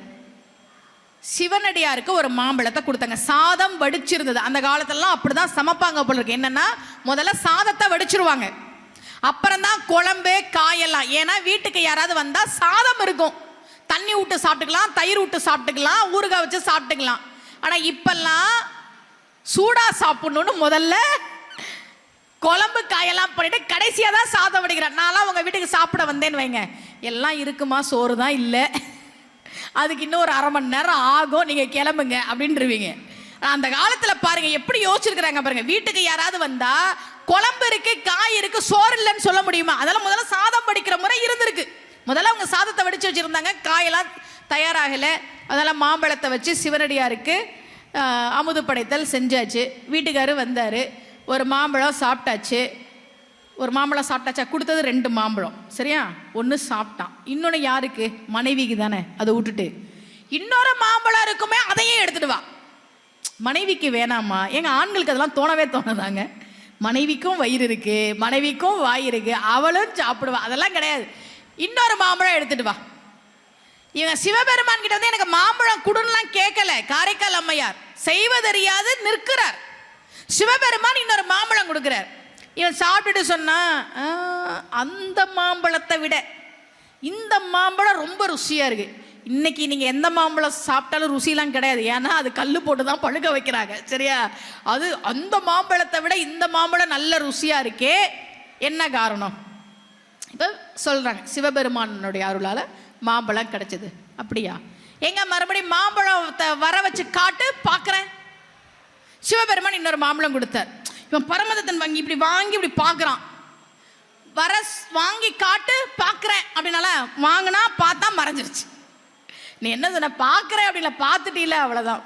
காரைக்கால் அம்மையார் நல்லா கேளுங்க பெரியோர்களே, பேய் வடிவம் கேட்குறார் சிவபெருமான் கிட்ட. பேய் வடிவம் கேட்குறார். என்ன வேணும்னு கேட்குறார் சிவபெருமான். என் புருஷன் கொஞ்சம் புத்தி சொல்லி என் கூட சேர்த்து வைன்னு கேட்டிருக்கலாம் தானே, நீங்கள் சொல்லுங்களேன். சிவபெருமான் வந்து உனக்கு என்ன வர வேணும், என்ன வேணும்னு கேட்கும்போது என் வீட்டுக்கார் கொஞ்சம் பயந்து போயிருக்கிறார். ஏதோ மாயாஜால படம் பார்க்குற மாதிரி மாம்பழம் வந்துச்சு மறைஞ்சிச்சின்னு பேய் அரைஞ்ச மாதிரி நின்றுட்டு இருக்கிறார். அவரை கொஞ்சம் புத்தி சொல்லி, அதெல்லாம் ஒன்றும் இல்லைப்பா, நான் உன் குடும்பத்துக்கு துணையாக இருக்கிறேன், நல்ல மனைவி, நீங்கள் சேர்ந்து வாழுங்கள் சொல்லுப்பான்னு சொல்லியிருக்கலாம் தானே காரைக்கால் அம்மையார். வாய்ப்பு இருந்தது தானே, சொல்லலையே. பேய் வடிவம் கேட்டார். அந்த பதிகம் ரொம்ப அழகான பதிகம். என்ன தெரியுமா சொல்கிறாங்க?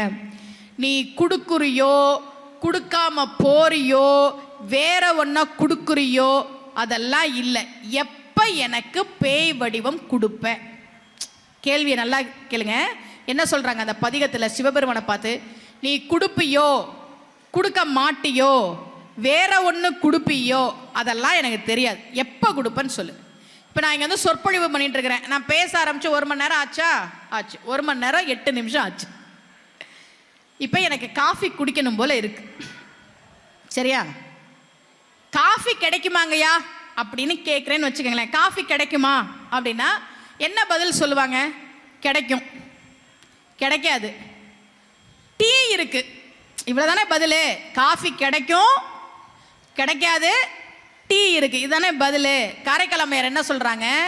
நான் உன்கிட்ட கேட்டேன், நீ கொடுக்குறியோ இல்லைன்னு சொல்றியோ வேற ஒன்று சொல்றியோ, இவ்வளோ தானே நடக்குங்க.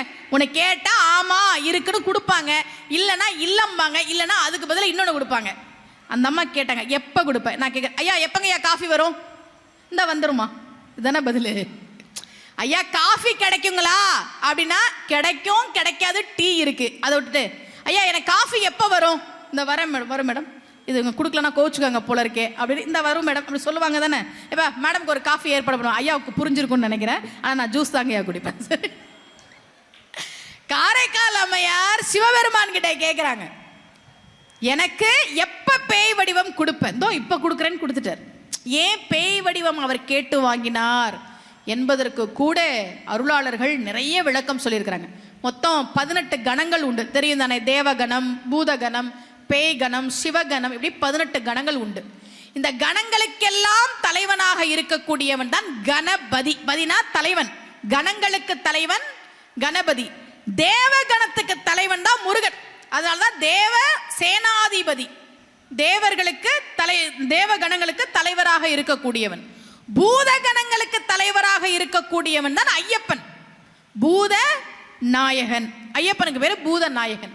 அப்படி இந்த கணங்கள்லாம் இருக்குல்ல, ஊழிக்காலம்னு ஒன்று வரும். சிவபெருமான் எல்லாவற்றையும் சம்ஹாரம் செய்துவிட்டு அவர் மட்டும்தான் இருப்பார். எதுவுமே இருக்கு அந்த உலகத்தில், எல்லாமே சம்ஹாரம் செய்யப்பட்டிருக்கும், எல்லாமே ஒடுக்கப்பட்டிருக்கும். அப்போ சிவபெருமான் மட்டும் தனியாக இருக்கும்போது இந்த பேய் கணங்கள் மட்டும்தான் கூட இருக்குமா, மற்ற கணங்கள் கூட அங்கே இருக்காது.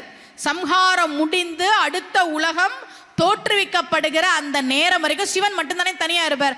அதனால தான் மகாவித்வான் மீனாட்சி சுந்தரம்ல ரொம்ப அழகாக பண்ணார். ஏன் மாணிக்க வாசகர் சொல்ல சொல்ல திருவாசகத்தை சிவபெருமான் படி எடுத்தார் தெரியுமா? ஏன் ஒரு படி எடுத்து வச்சுக்கிட்டார்னா, ஊழி காலம் முடிஞ்சு தனியாக இருப்பார், அவர் மட்டும்தான் இருப்பார், எதுவுமே இருக்காது இந்த உலகத்தில், அவர் மட்டும் இருப்பார். அடுத்த உலகம் வர்ற வரைக்கும் இவர் தனியாக இருக்கணும். அந்த தனியா இருக்க நேரத்தில் படிக்கிறதுக்காக திருவாசகத்தை படி எடுத்தாராம். கடை ஊழி வரும் காலத்தின் தனிமை அளிக்கான்றோ அம்பலத்தின் உடையான் உன் வாசகத்தின் ஒரு பிரதி கருதினது என்ன. அதுக்குதான்ப்பா சிவபெருமான் படியெடுத்து வச்சாரு. தனியா அவர் மட்டும் இருப்பார். அப்படி சிவபெருமான் தனியாக இருக்கிற போது கணங்களில் பேய் கணங்கள் மட்டும் அவரோடு இருக்கும். அதுல எல்லா பேய் கணமும்ல சில கணங்கள் இருக்கும். அதனாலதான் காரைக்கால் அம்மையார் உன்னை அந்த நேரத்துல கூட நான் பிரியக்கூடாதுப்பா என்று பேய் வடிவம் கேட்டு வாங்கினார் என்றால் எப்பேற்பட்ட பக்தி அந்த பக்தி, எப்பேற்பட்ட பக்தி. உன் கூடவே இருக்கணும்ப்பா, உன் கூடவே இருக்கணும். நீ ஆடும்போது நான் பாடணும். தலையில் நடந்து போறாங்க கைலாய்க்கு தலையால. பார்வதி கேட்டா யார் இது? வரும் இவள் நம்மை பேணும் அம்மைகான் உமையேன்ன. சிவபெருமானுக்கு அம்மா கிடையாது, அப்பா கிடையாது, யாருமே கிடையாது. அவன் காரைக்கால் அம்மையாரை பார்த்து அம்மான்னா. நம்ம அம்மா, நம்ம எல்லாருக்கும் அம்மா. திருவாலங்காட்டிலே வந்தார். பெரியோர்களே, தேவார பதிகங்களுக்கெல்லாம் மூத்தது காரைக்கால் அம்மையார் பாடினதுதான். அற்புத திருவந்தாதி இரட்டை மணிமாலை பாடிய திருவாலங்காடு திருத்தலத்திற்கு வந்து வடாரணேஸ்வரர் கோவிலுக்கு வந்து மூத்த திருப்பதிகம் பாடுறார். பின்னால ஞானசம்பந்த பெருமான், அப்பர் சுவாமிகள், சுந்தரர் இவங்கெல்லாம் பதிகம் பாடினாங்களே. பதிகம்னா இப்படிதான் பாடணும் என்கிற முறையை உருவாக்கியவரை காரைக்கால் அம்மையார் தான்.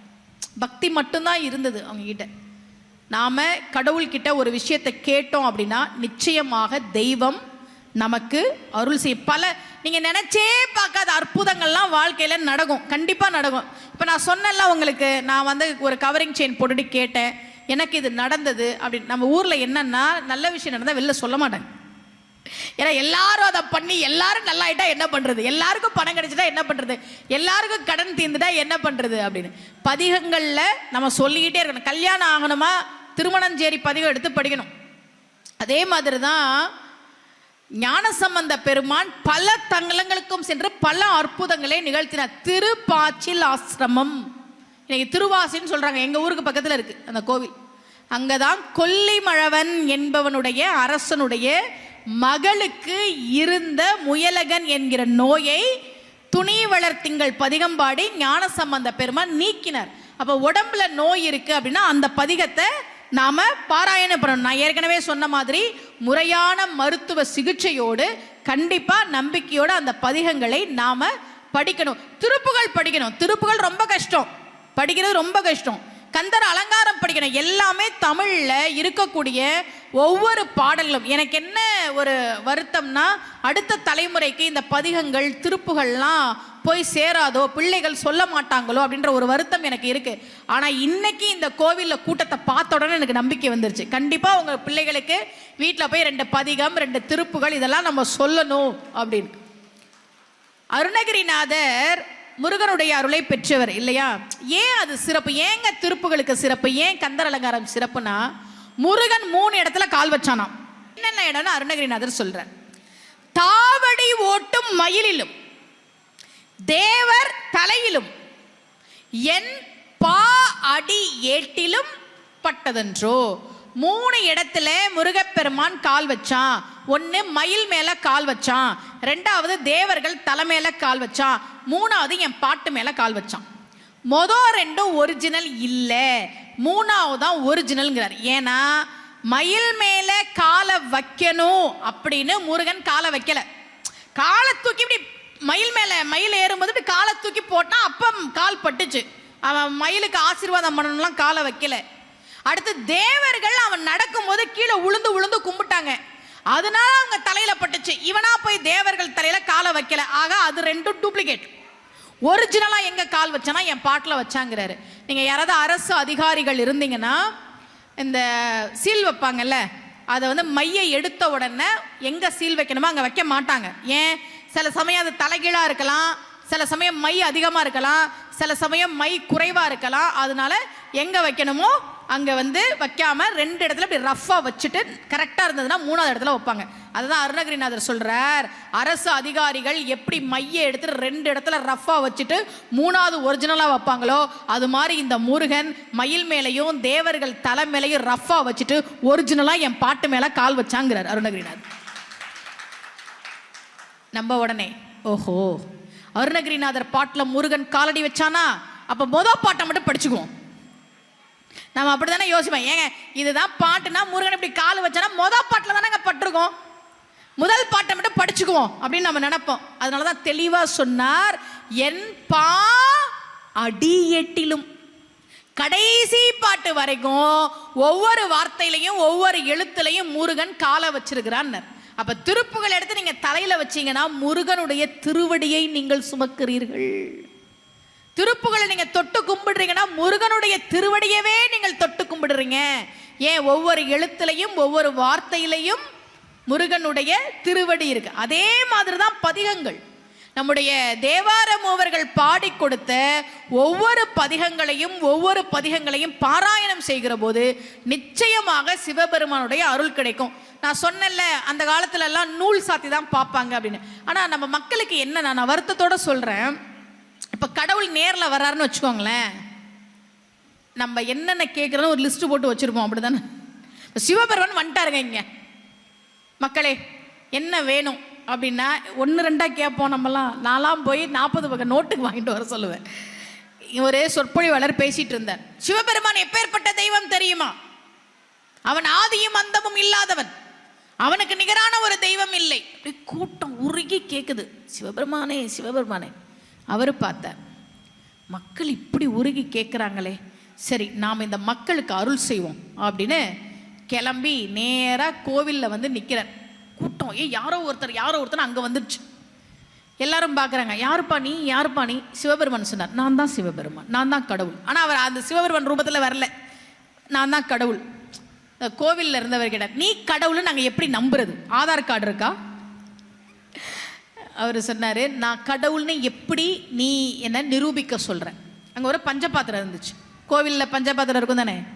இங்கே வேற, இந்த பஞ்சபாத்திரத்தில் கொஞ்சம் தண்ணி இருக்கு. நீ இந்த பஞ்சபாத்திரத்தையும் அது ஃபுல்லாக தங்கத்தையும் இப்போ நீ கொண்டு வந்துட்டீன்னா நீ கடவுள்ன்றதை நாங்கள் ஏற்றுக்கிறோம். அப்படி நீ கொண்டு வந்துட்டீன்னா உன்னை சந்தேகப்பட்டதுக்காக இந்த மக்கள் அங்கே சைடில் விறகு கட்டையெல்லாம் இருக்கு பாரு, அதை எடுத்துகிட்டு வந்து என்ன அடிப்பாங்க, கடவுளையே சந்தேகப்பட்டியான்னு. ஒருவேளை நீ அப்படி மாற்றலைன்னா ஏமாத்தினதுக்காக உன்னை அடிப்பாங்க. மக்களே ரெடியா? எல்லாம் ரெடி அப்படின்னு ரெடியாக இருந்தாங்க. கடவுள் பார்த்தார், நம்ம பேசாமல் மேலோகத்தில் இருந்திருக்கணும், இவங்கெல்லாம் சோதிச்சு தான் கொடுத்துருக்கணும், வரம் கொடுக்கணும்னு வந்தால் சோதிக்கிறான் கேட்பார் அப்படின்னு பஞ்சபாத்திரத்தில் அப்படி கை வச்சார். அது தங்கமாச்சு, அது முழுக்க தங்கம் வந்துருச்சு. மக்கள் திமுத்துன்னு ஓடுறாங்க.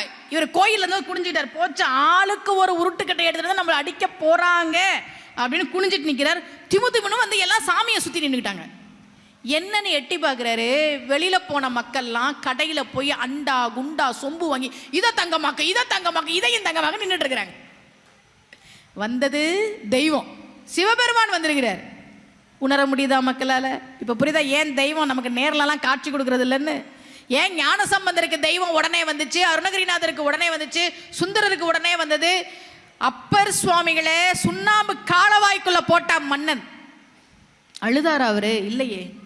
மாசில் வீணையும் மாலை மதியமும் வீசு தென்றலும் வீங்கில வேனிலும் மூசு வண்டரை பொய்கையும் போன்றதே ஈசன் எந்தை இணையடி நீழலேன்னர். எந்த இடத்துலையும் அவர் கடவுளை வந்து திட்டவே இல்லையே. இந்த பதிகங்களை படிக்கும்போது வரக்கூடிய ஒரு தைரியம் இருக்குல்ல. ஏன்னா நிறைய ஸ்கூல் காலேஜுக்கெலாம் மோட்டிவேஷன் ஸ்பீச் கூப்பிடுவாங்க. நம்ம பதிகங்களில் இருக்கிறது தான் உண்மையான மோட்டிவேஷன். அது கொடுக்குற தன்னம்பிக்கை இருக்கு பாருங்க. துஞ்சல் இல்லாத போழ்திலும் நெஞ்சகம் நைந்து நினைமின் நாள்தரும் வஞ்சகம் அற்ற அடி வாழ்த்த வந்த கூற்று அஞ்ச உதைத்தன அஞ்செழுத்துமே. என யமன் தேடி வந்தா கூட அந்த அஞ்செழுத்து யமனை விரட்டி அடிக்கும். படிக்கும் போது மனசுல ஒரு தைரியம் வருது இல்ல. என்ன வேணா இருக்கலாம், இன்னைக்கு நம்ம இருக்கிறோம், நாளைக்கு என்ன நடக்கும்னு தெரியாது. மனுஷன் ஜெயிக்க முடியாத விஷயம் 2. என்னோட எல்லா சொற்பொழிவுகளையும் நான் சொல்லுவேன், 2 விஷயம் ஜெயிக்கவே முடியாதுங்க மனுஷனால. நீ எவ்வளவு வேணா பணம் சேர்த்து வை, உன்னால் ஜெயிக்க முடியாத விஷயம், மனுஷனால ஜெயிக்க முடியாத விஷயம் 2. 1 முதுமை வந்தே தீரும், 2வது மரணம் வந்தே தீரும். 25 வயசுல உடம்புல இருக்க தெம்பு 45 வயசுல இருக்காது பெரியவர்களே, கண்டிப்பா இருக்காது. 25 வயசுல வேலைக்கு கிளம்பும் போது 10 மணிக்கு ஆஃபீஸ்க்கு போகணும்னா 7 மணிக்கே எந்திரிச்சு வாக்கிங் போய் ஸ்கிப்பிங் பண்ணி 10 ட்ரெஸ்ஸை எடுத்து கண்ணாடி முன்னாடி போட்டு பார்த்து இந்த பண்ணிட்டு இந்த செட் போட்டு பார்த்து தலையை சீவி 5 விரல உள்ளோட்டு இப்படி களைச்சிட்டு ஸ்டைலாம் இதே 45 வயசுல 8 மணிக்கு எந்திரிக்கவே முடியாது, முதுகு வலிக்கும். நாள் அயோடெக்ஸ்லாம் தடவிட்டு வேற படுத்திருப்போம்.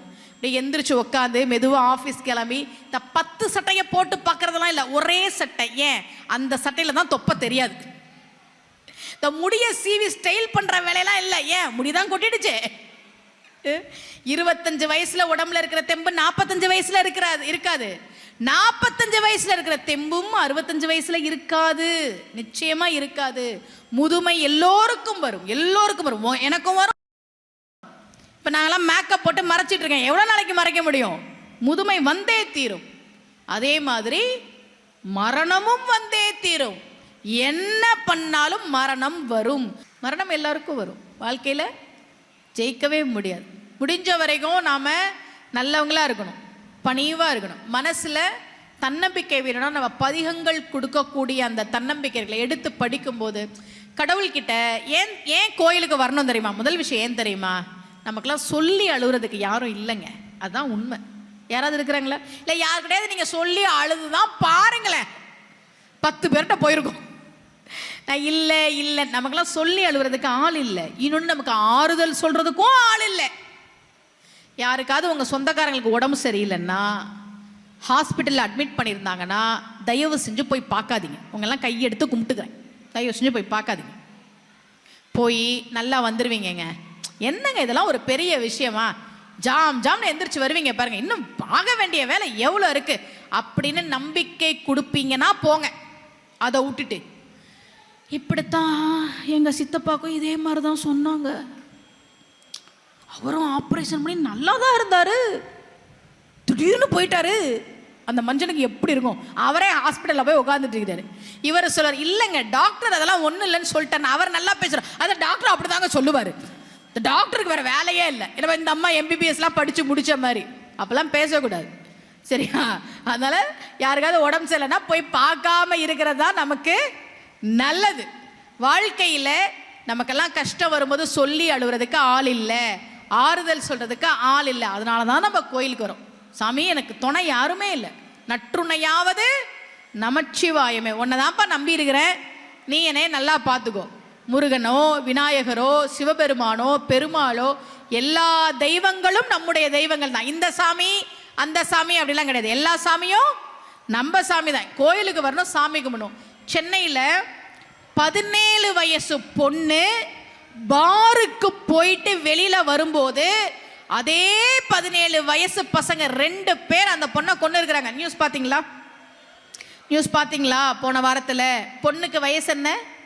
17 வயசு. அது குழந்தை. அது சென்னையில் பாருக்கு போற அளவுக்கு 17 வயசு பெண் குழந்தையும் 17 வயசு ஆண் பசங்களும் இருக்கிறாங்க. அந்த நிலைமை வந்தாச்சு நாட்டில்.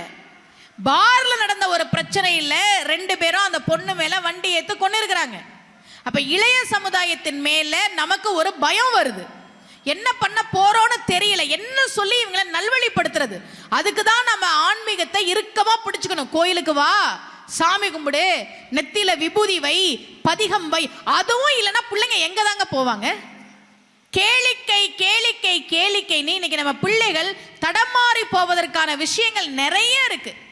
அதுங்களை கூப்பிட்டீங்க வா, நெல்லையப்பர் கோவில்ல ஆணி தேர் திருவிழா நடக்குது, தேர் திருவிழா பார்க்கணும், வடம் பிடிச்சுக்கோ, விரதம் இரு.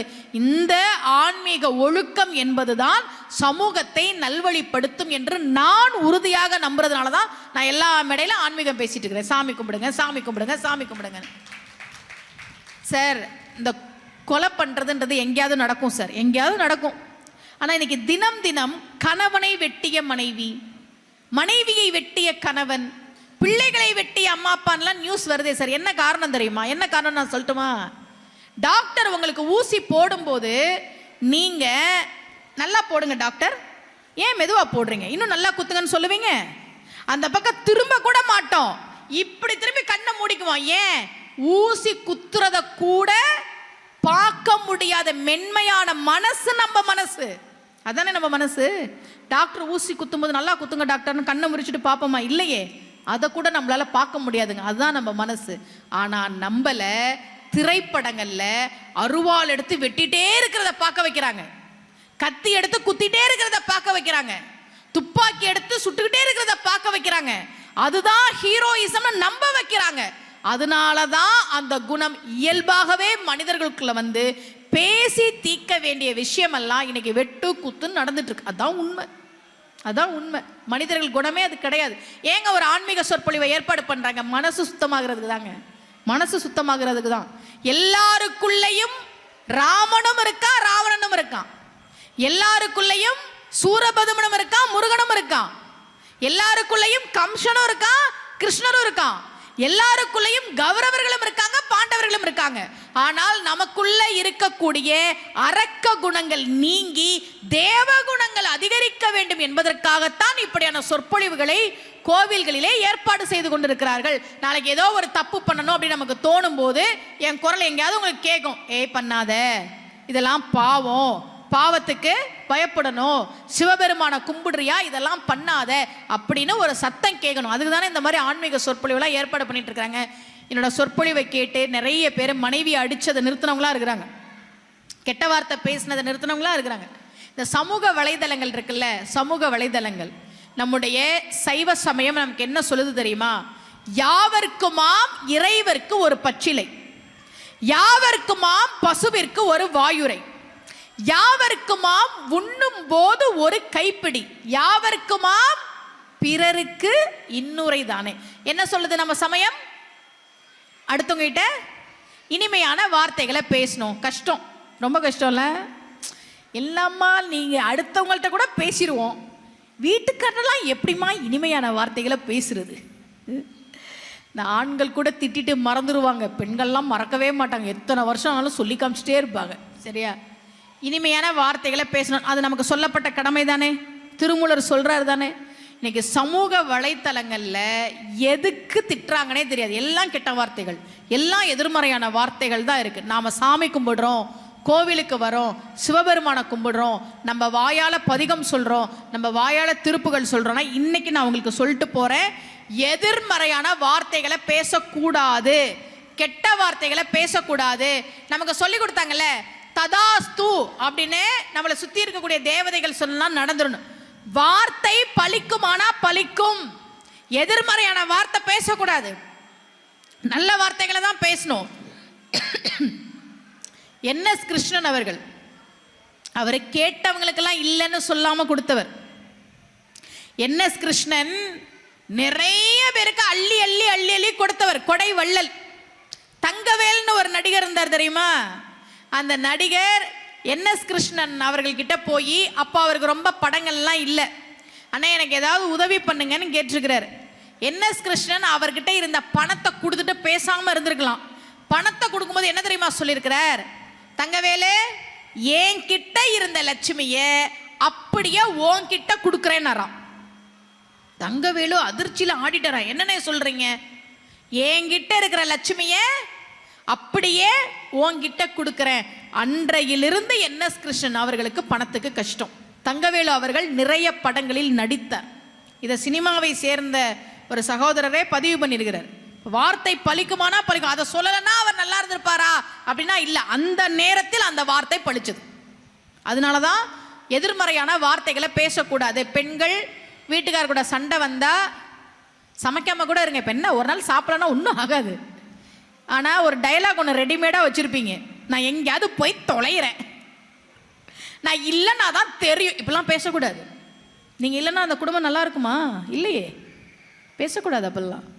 உங்களுக்கு உங்கள் கணவருக்கு நீங்கள் முக்கியம், உங்கள் பிள்ளைகளுக்கு நீங்கள் முக்கியம். பெண்கள் தெரிஞ்சுக்கங்க, வீட்டுக்காருக்கு 45 வயசு ஆயிடுச்சுன்னு வச்சுக்கோங்களேன், உங்கள் வீட்டுக்காருக்கு 45 வயசை கடந்துருச்சுன்னா, நான் சொல்கிறது உங்கள் வீட்டில் நடக்கும், நிமிஷத்துக்கு நிமிஷம் தான் உங்களை பேர் சொல்லி கூப்பிட்டுட்டே இருப்பார்.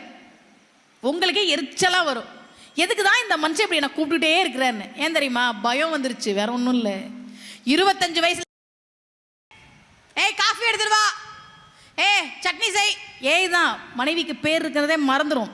ஏன்னா எங்கள் அம்மா முக்கியம், எங்கள் அப்பா முக்கியம், அண்ணன் தம்பி மாதிரி வருமா? 45 வயசில் புத்தி வரும், டே உனக்கு உன் பொண்டாட்டியை தவிர யாரும் சோறு போட மாட்டாங்க, யாரும் பார்த்துக்க மாட்டாங்க. அப்போ தான் நீங்கள் இருக்கீங்களான்றதை நிமிஷத்துக்கு கூப்பிடுவார். அடுத்த முறை வீட்டில் உங்கள் வீட்டுக்கார உங்களை கூப்பிட்டே இருந்தால் அவர் மேலே பரிதாபப்படுங்க, பாவம். சரியா? குடும்பம் ரொம்ப முக்கியம். பெண்களுக்கு சொல்கிறேன், பெண்ணை வீட்டை விட்டு வெளியே வா. சமையலறை உடைப்பு போராட்டம்லாம் நடத்திட்டு இருக்கிறாங்க தமிழ்நாட்டில். பெண்ணே நீ ஏன் சமைக்கிறாய், உன் வேலை சமைப்பது அல்ல. சரி, வீட்டை விட்டு வெளில போயிட்டீங்க, சாப்பாட்டுக்கு என்ன பண்ணுவீங்க? எங்கே போய் சமைக்க தானே போறீங்க. இப்படிலாம் பெண்களை வந்து குழப்பிட்டு இருக்கிறாங்க. பெண்கள் நல்லா தெரிஞ்சுக்கோங்க, குடும்ப அமைப்பு ரொம்ப முக்கியம். ஆண்களுக்கும் சொல்றேன், நான் ஆண், எத்தனை திருமணம் வேணாலும் பண்ணலாம். இல்ல, ஆன்மீகத்தில் ஒழுக்கத்தை தான் முதலில் வைத்தார்கள். ஒழுக்கம் ரொம்ப முக்கியம். ஞானசம்பந்த பெருமான் பூம்பாவையை உயிர்ப்பிக்கிறார். பெரியவர்களை நல்லா கேளுங்க. மட்டிட்ட பதிகம் பாடி சிவனேசன் செட்டியாருடைய மகள் பூம்பாவையை ஞானசம்பந்த பெருமான் உயிர்ப்பிக்கிறார். இப்ப சிவனேசன் செட்டியார் ஞானசம்பந்த பெருமானை பார்த்து, இவர் செட்டியாரு, இவர் செட்டியார் இல்லை. அப்ப ஆன்மீகத்தில் அவர்கள் ஜாதியை பார்க்கவில்லை. அப்பூதி அடிகள் அப்பர் சுவாமிகள் காலிலே விழுந்து வணங்கினார். இவர் அந்தனர், அவர் வேளாளர். நம்ம ஆன்மீகத்தில் அவர்கள் பெரியவர்களா அப்படிதான் பார்த்தோமே தவிர ஜாதியை நாம பார்க்கல. சிவனேசன் செட்டியார் சொன்னார், பூம்பாவையை நீங்க தான் உயிர்ப்பித்து கொடுத்திருக்கிறீங்க, நீங்க தான் திருமணம் பண்ணிக்கணும். ஞானசம்பந்தர் சொன்னார், உங்கள் மகள் இறந்து விட்டால் நான் இவளுக்கு உயிர் கொடுத்த காரணத்தால் நான் தகப்பன் முறை, அதனால் இவளை நான் திருமணம் செய்து கொள்ள முடியாது என்று சொன்னவர் ஞானசம்பந்த பெருமான். நல்லா கைத்தட்டலாம். தப்பு. ஏன் இப்படி யோசிக்கிறீங்க? எங்க ஊரு திருவானைக்கோவில்ல இருக்கிற சிவபெருமான் ஜம்புகேஸ்வரர்னு பேரு. அம்பாள் அகிலாண்ட கோடி பிரம்மாண்ட நாயகி, அகிலாண்டேஸ்வரி. அங்க திருக்கல்யாணம் கிடையாது. பொதுவா சிவன் கோவில்கள்ல சுவாமி அம்பாளுக்கு திருக்கல்யாணம் நடக்கும் தானே. திருவானைக்கோவில திருக்கல்யாணம் கிடையாது. ஏன் தெரியுமா? அங்கே சிவபெருமான் குருவாக இருக்கிறார், அன்னை மாணவியாக இருக்கிறாள், சிஷ்யையாக அம்பாள் இருப்பதால் அந்த கோவிலில் திருக்கல்யாணம் கிடையாது. ஆசிரியர்னா ஆசிரியர் தான், மாணவினா மாணவிதான். நீ வேற எந்த உரிமையும் எடுத்துக்கொள்ள கூடாது என்பதை தெய்வங்களே நமக்கு பாடமாக வாழ்ந்து காட்டிக் கொண்டிருக்கின்றன. ஒழுக்கம் ரொம்ப முக்கியம். நீங்க அதெல்லாம் இல்லை, ரொம்ப மாறி போயிடுச்சு. நம்மளை வந்து நிறைய திசை திருப்புறாங்க. எவ்வளோ நாளைக்கு இப்படியே இருப்பீங்க, எவ்வளோ நாளைக்கு குடும்பத்திலே இருப்பீங்க, எவ்வளோ நாளைக்கு குடும்பத்துக்கு சமைச்சுக்கிட்டே இருப்பீங்க, அப்படியெல்லாம் இல்லை. நமக்கு உங்களுக்கு உங்கள் கணவர் முக்கியம், உங்கள் பிள்ளைகள் முக்கியம். எக்காரணம் கொண்டும் வாழ்க்கையில் தப்பான முடிவை எடுக்காதீங்க. நான் சொல்கிறேன், ஏன்னா நான் நிறைய சொற்பொழிவுகளுக்கு போகிறேன். நிறைய பேர் சின்ன சின்ன விஷயத்துக்கெல்லாம் தப்பான முடிவை எடுக்கிறாங்க. பெண்கள் முக்கியமாக சொல்கிறேன், குழந்தைங்களுக்காக நீங்கள் நல்லா உயிரோட இருந்து தான் ஆகணும். உங்கள் பிள்ளைங்களை வேற யாரும் பார்த்துக்க மாட்டாங்க. உங்கள் பிள்ளைங்க ஸ்கூல் விட்டு வரும்போது என் பிள்ளைக்கு பிடிக்குன்னு சமைச்சு வச்சுட்டு காத்துட்டு இருப்பீங்களே, நீங்கள் இல்லைன்னா உங்கள் பிள்ளைங்க என்ன பண்ணுவாங்க? யாரும் சோறு போட மாட்டாங்க. அண்ணன் பார்த்துக்குவாரு, தம்பி பார்த்துக்குவாரு, அதெல்லாம் கிடையவே கிடையாது. அந்த குடும்பம் சாப்பிடும், உங்கள் பிள்ளைக்கு சோறு கிடையாது. அந்த பிள்ளைங்க படிப்பாங்க, உங்கள் பிள்ளைய படிக்க வைக்க மாட்டாங்க. அவங்க சந்தோஷமா இருப்பாங்க, உங்கள் பிள்ளை அழுதுகிட்டே இருக்கும். அதனால இங்கே இருக்கக்கூடிய ஆண்கள் பெண்கள் அத்தனை பேருக்கு சொல்கிறேன், என்ன கஷ்டம் வந்தாலும் பார்த்துக்கலாம், என்ன கஷ்டம் வந்தாலும் பார்த்துக்கலாம். முதல்ல நாம அதற்கு உயிரோட இருக்கணும், தெய்வத்தை சரணடையணும். என்னைக்கு இருந்தாலும் எல்லா பிரச்சனைக்கும் ஒரு தீர்வு வருங்க, தெய்வம் கண்டிப்பாக கொடுக்கும். நம்பிக்கையோட இருங்க, சரியா? ஒரு 2-3 செய்திகள் மட்டும் சொல்றேன். நம்முடைய சைவ சமயத்தில் குருவருள் மூலமாகத்தான் திருவருளை பெற முடியும் என்பதை ஒரு கட்டாயமாகவே வைத்தார்கள். ரொம்ப அழகா திருமூலர் சொன்னார், தெளிவு குருவின் திருமேனி காண்டல், தெளிவு குருவின் திருநாமம் செப்பல், தெளிவு குருவின் திரு வார்த்தை கேட்டல், தெளிவு குரு உரு சிந்தித்தல் தானே. குரு வழிபாடு அப்படின்றது ரொம்ப ரொம்ப முக்கியம். ரொம்ப அழகா அப்பூதி அடிகளை பத்தி ஒரு செய்தி. நீங்க நாயன்மார்கள் எடுத்து பாருங்களேன். நாயன்மார்கள் வரலாற்றில் கோவிலுக்கு போனவங்க, இறைவனுக்கு தொண்டு செஞ்சவங்க எல்லாம் இருக்கிறாங்க. அப்பூதி அடிகள் என்ன பண்ணார் அப்படின்னா, அப்பூதி அடிகள் திருநாவுக்கரசர் சுவாமிகளின் பெயரை தவிர வேற எதையுமே சொல்லல. திலகவதியார் அப்பர் சுவாமிகளுக்கு தீட்சை கொடுத்தார், அதை நம்ம பார்த்தோம்ல.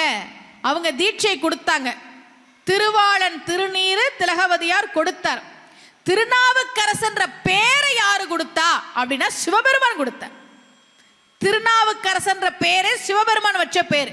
இந்த திருநாவுக்கரசன்ற பேரை தான் அப்பூதியடிகள் திரும்ப திரும்ப திரும்ப திரும்ப சொல்லிக்கிட்டே இருந்தார். அவர் வீட்டில் இருந்த உலக்குக்கு பேரு திருநாவுக்கரசு, அவர் வீட்டில் இருந்த பாத்திரங்களுக்கு பேரு திருநாவுக்கரசு, அவர் வீட்டில் இருந்த பசுவுக்கு பேரு திருநாவுக்கரசு, அவர் வீட்டில் இருந்த எரும மாட்டுக்கு பேரு திருநாவுக்கரசு, அவருக்கு 2 பசங்க, பெரிய பையனுக்கு பேரு மூத்த திருநாவுக்கரசு, 2வது பையனுக்கு பேரு சின்ன திருநாவுக்கரசு. மனைப்பால் உள்ள அளவைகள் நிறைகோள் மக்கள் ஆவோடு மேதி அனைத்தும் அரசின் திருநாமம் சாற்றும் அவ்வொழுக்கலாற்றார் என்கிறார் தெய்வ சேக்கிழார். எல்லாத்துக்கும் திருநாவுக்கரசர் தான் பேர் வச்சார். அவர் வச்ச தண்ணீர் பந்தலுக்கு பேரு திருநாவுக்கரசர். ரொம்ப அழகா நால்வர் நான்மணி மாலை சொல்லுது, இந்த அப்பூதி அடிகள் தவம் பண்ணல, நெருப்புல நிக்கல, வெறும் தண்ணியை மட்டும் குடிச்சு உயிர் வாழல, திருநாவுக்கரசர் திருநாவுக்கரசர் சொல்லியே உயர்ந்த கதியை அடைந்து விட்டார். உற்றான் அலன் தவம், தீயில் நின்றான் அலன், ஊன் புனலா அற்றான் அலன் நுகர்வும், திருநாவுக்கரசு என்னும் ஓர் சொல்தான் எழுதியும் பேசியுமே என்றும் துன்பில் பதம் பெற்றான் ஒரு நம்பி அப்பூதி என்னும் பெருந்தகையே. திருநாவுக்கரசர் திருநாவுக்கரசர் அந்த பேரை சொல்லியே மிக உயரிய கதையை அடைந்தவர் அப்பூதியடிகள். அதே மாதிரி இன்னொருத்தர் இருந்தார், பெருமிழலை குறும்பர். அவருக்கு சுந்தரர் மேல பெரும் விருப்பம். அவருடைய பெயரை சொல்லி சொல்லி சொல்லி சொல்லி அவர் நற்கதியை பெற்றார். அப்ப சைவ சமயம் நமக்கு என்ன சொல்லுதுன்னா, சிவபெருமானுடைய அருள் வேணும்னா குரு அருள் வேணும் சொல்லிட்டு ரொம்ப தெளிவா திருமூலர் சொன்னார், கொள்ளினும் நல்ல குருவை கொள்க, அது முக்கியம். நான் தான் உன் குரு, உன் பிரச்சனையெல்லாம் தீக்கிறேன் அப்படின்னு யாராவது கிளம்பி வந்தா சரிங்க குருவேன்லாம் சொல்லக்கூடாது. நல்ல குருவா அப்படின்றத நாம விசாரிச்சுக்கணும். இப்போ வாழ்க்கையில் வந்து ஒரு உடம்புல வந்து ஒரு நோய் வந்துருச்சு, நோய் வராதா? கண்டிப்பாக வரும். நோய் வருகிற போது நம்ம டாக்டர்கிட்ட போயிட்டு டாக்டர் என்ன சொல்றாரு அப்படின்னு கேட்டுட்டு நம்முடைய அருளாளர்கள் அதற்கென பாடி கொடுத்த அந்த பதிகங்களை சொல்லணும். இப்போ வயிறு வலி அப்படின்னா முதல் பாட்டு அப்பர் சுவாமிகள் பாடினாரே, கூற்றாயினவாறு விளக்ககளிர். இதில் பாருங்களேன், இப்போ 2 பேர் நண்பர்களாகும்போது முதல்ல பேசும்போது நீங்கள் எந்த ஊர், உங்கள் வீடு எங்கே இருக்குது, இப்படி பேசிக்குவாங்க. அப்புறம் நல்ல ஃப்ரெண்ட்ஸ், டே மச்சான் ஏ வாடா அப்படின்னு பேசிக்குவாங்கல்ல. அந்த மாதிரி அவர் இப்போ தான் வேறு சமயத்துலேருந்து சைவ சமயத்துக்கு வந்திருக்கிறார். வயிறு வலி தாங்க முடியல, இப்படி மரியாதையாக பாடுறார் சிவபெருமான. ஏன்னா இன்னொரு இடத்துலேருந்து வந்திருக்கிறார் சிவபெருமான் கிட்ட. கூற்றாயினவாறு விளக்ககளீர், பன்மையில் மரியாதையாக பேசினாராம். 4-5 பாட்டு பாடின பிறகு சலம் பூவோடு தூபம் மறந்தறியேன், தமிழோடு இசைப்பாடல் மறந்தறியேன், நலம் தீங்கிலும் உன்னை மறந்தறியேன், உன்னாமம் என்னாவில் மறந்தறியேன். ஃபர்ஸ்ட் பேசும்போது வாரீர் போரீர் செய்வீர் அப்படின்னு ஆரம்பிச்சாரு. அப்புறம் நம்ம சிவபெருமான் தான், எப்பா வலிக்குதுப்பா சீக்கிரம் குணப்படுத்துப்பா அப்படின்னு அந்த உரிமையை அப்பர் சுவாமிகள் எடுத்துக்கிட்டார். நம்ம சிவபெருமான் கிட்ட அந்த உரிமையை எடுத்துக்கலாம். எப்பா நான் கஷ்டப்படுறேனே, நீ பார்க்க மாட்டியா, என்ன கொஞ்சம் கண் திறந்து பாரு, எனக்கு இதை செய்யு. வயிறு வலி அப்படின்னா அந்த பதிகம் படிக்கணும். எலும்பு சம்பந்தப்பட்டதுக்கு திருமாகரல் அந்த பதிகம் படிக்கணும். தோல் நோய் சம்பந்தப்பட்ட விஷயங்களுக்கு உக்த வேதீஸ்வரர் குத்தாலம் பக்கத்தில் இருக்கு, அந்த கோவிலில் பாடப்பட்ட பதிகத்தை படிக்கணும். பொருளாதாரத்துக்கு சொல்லிட்டேன், இடரினும் தளரினும் படிக்கணும். அதே மாதிரி நவகிரக தோஷம் நீங்கிறதுக்கு கோளறு பதிகம் படிக்கணும். வீட்டில் யாருக்காவது பிறந்த நாள் வந்ததுன்னா, திருமண நாள் வந்ததுன்னா, அந்த காலத்துலலாம் கல்யாணத்திலேயே இந்த பதிகம் பாடி தான் வாழ்த்துவாங்க. மண்ணில் நல்ல வண்ணம் வாழலாம் வைகளும், எண்ணில் நல்ல கதிக்கு யாதுமோர் குறைவில்லை, கண்ணின் நல்லதொரும் கழு மல வள நகர் பெண்ணின் நல்லாலோடும் பெருந்தகை இருந்ததே. ஒரு காலத்துல யாருக்காவது கல்யாணம் நடந்ததுன்னா இந்த பதிகம் சொல்லி தான் மணமக்களை வாழ்த்துவாங்க. நாமளும் வீட்டில் உங்களுக்கு திருமண நாள் வருது, பிள்ளைகளுக்கு பிறந்த நாள் வருதுன்னா இந்த பதிகம் சொல்லி பிள்ளைங்களுக்கு அட்சதை போட்டு ஆசீர்வாதம் பண்ணுங்க. மண்ணில் நல்ல வண்ணம் வாழலாம் சொல்லும் போதே எவ்வளோ நல்லா இருக்கு, நல்லா வாழலாம்ப்பா. மண்ணில் நல்ல வண்ணம் வாழலாம் வைகளும், எண்ணில் நல்ல கதிக்கு யாதுமோர் குறைவில்லை, கண்ணின் நல்லதொரும் கழு மல வள நகர் பெண்ணின் நல்லாலோடும் பெருந்தகை இருந்ததே. ஒவ்வொரு நாளும் சொல்லணும், பிள்ளைகளுக்கு ஆசீர்வாதம் பண்ணும்போது இந்த பதிகம் சொல்லணும். சரிங்க, பேச்சாளர் பதிகம்லாம் மனப்பாடம் பண்ணிட்டு வந்து இப்படி சொல்றீங்க, எங்களையும் கொஞ்சம் யோசிச்சு பார்க்கணும் இல்லை அப்படின்னா தப்பா சொன்னாலும் தப்பு கிடையாது, தப்பா சொன்னாலும் தப்பு கிடையாது. உங்களுக்கு வந்து முறையோட பாடணும், இந்த சங்கீதத்தில் பாடணும், இந்த ராகத்தில் பாடணும் அப்படிலாம் கிடையாது. பதிகம் பாடினாலே சிவபெருமானுக்கு ரொம்ப பிடிக்குமா. சிவபெருமானுக்கு ஜாதி உண்டா? கிடையாதா? மனத்தகத்தான், தலைமையெல்லாம் சொல்லிக்கிட்டே போனவர் சொன்னார், யார் ஒருவர் சிவபெருமானுக்கு பதிகங்களை பாடுகிறார்களோ அந்த தொண்டர் இனத்தகத்தானார். நீ பதிகம் பாடுறியா, ஓன் ஜாதிப்பா சிவபெருமான். எனக்கு பாட தெரியாதுன்னா சொல்லுங்க, சொல்லவே தெரியாது அப்படின்னா எழுத்துக்குட்டியாவது படிங்க, சரியா படிக்கணும், அதான் முக்கியம். தமிழில் ஒரு எழுத்து மாறினாலும் மாவட்ட கலெக்டர் வந்தார் அப்படிதான் எழுதணும். மாவட்ட கலெக்டர் வந்தார் அப்படி எழுதுனா அது தப்பு. தமிழில் அது ஒரு பிரச்சனை உண்டு. அதனால முடிஞ்ச வரைக்கும் நீங்கள் உங்களுக்கு தெரிஞ்ச அந்த பதிகங்கள் எல்லாம் சொல்லி கும்பிடுங்க. நல்லவங்களா இருங்க, அது ரொம்ப முக்கியம். இன்னைக்கு நாமெல்லாம் கலிகாலத்தில் இருக்கிறோம், நல்லவங்களெல்லாம் தேட வேண்டியதாக இருக்குது. நாமெல்லாம் நல்லவங்க, அவ்வளோ சீக்கிரம் மனசாட்சிக்கு விரோதமாக எந்த தப்பும் பண்ண மாட்டோன்றதுனால தான் ஒரு கோவிலில் நாமெல்லாம் ஒரு சொற்பொழிவு கேட்கறதுக்காக வந்திருக்கிறோம். எங்களை மாதிரி பேச்சாளர்கள் ரொம்ப அழகாக அப்துல் கதர் ஐயா சொல்லுவார், நாங்கள் பேச்சாளர்கள் ஒரு ஊருக்கு வரும்போது நல்ல விதைகளை அங்கே தூவணும் அப்படின்னு விதைகளை எடுத்துகிட்டு வரோம். அதுதான் பேச்சு. விதைகளை தூவணும் அப்படின்னா அந்த மண் அதை நல்லா உள்வாங்கினாதான் அது மரமாக வரும். நிறைய இடங்கள்ல மண்ணே பட்டு போயிருக்கு, மக்கள் வரதே கிடையாது. அப்படிப்பட்ட ஒரு சூழலில் நான் பேச ஆரம்பித்து கிட்டத்தட்ட 1 மணி நேரம் 50 நிமிஷம் ஆகுது.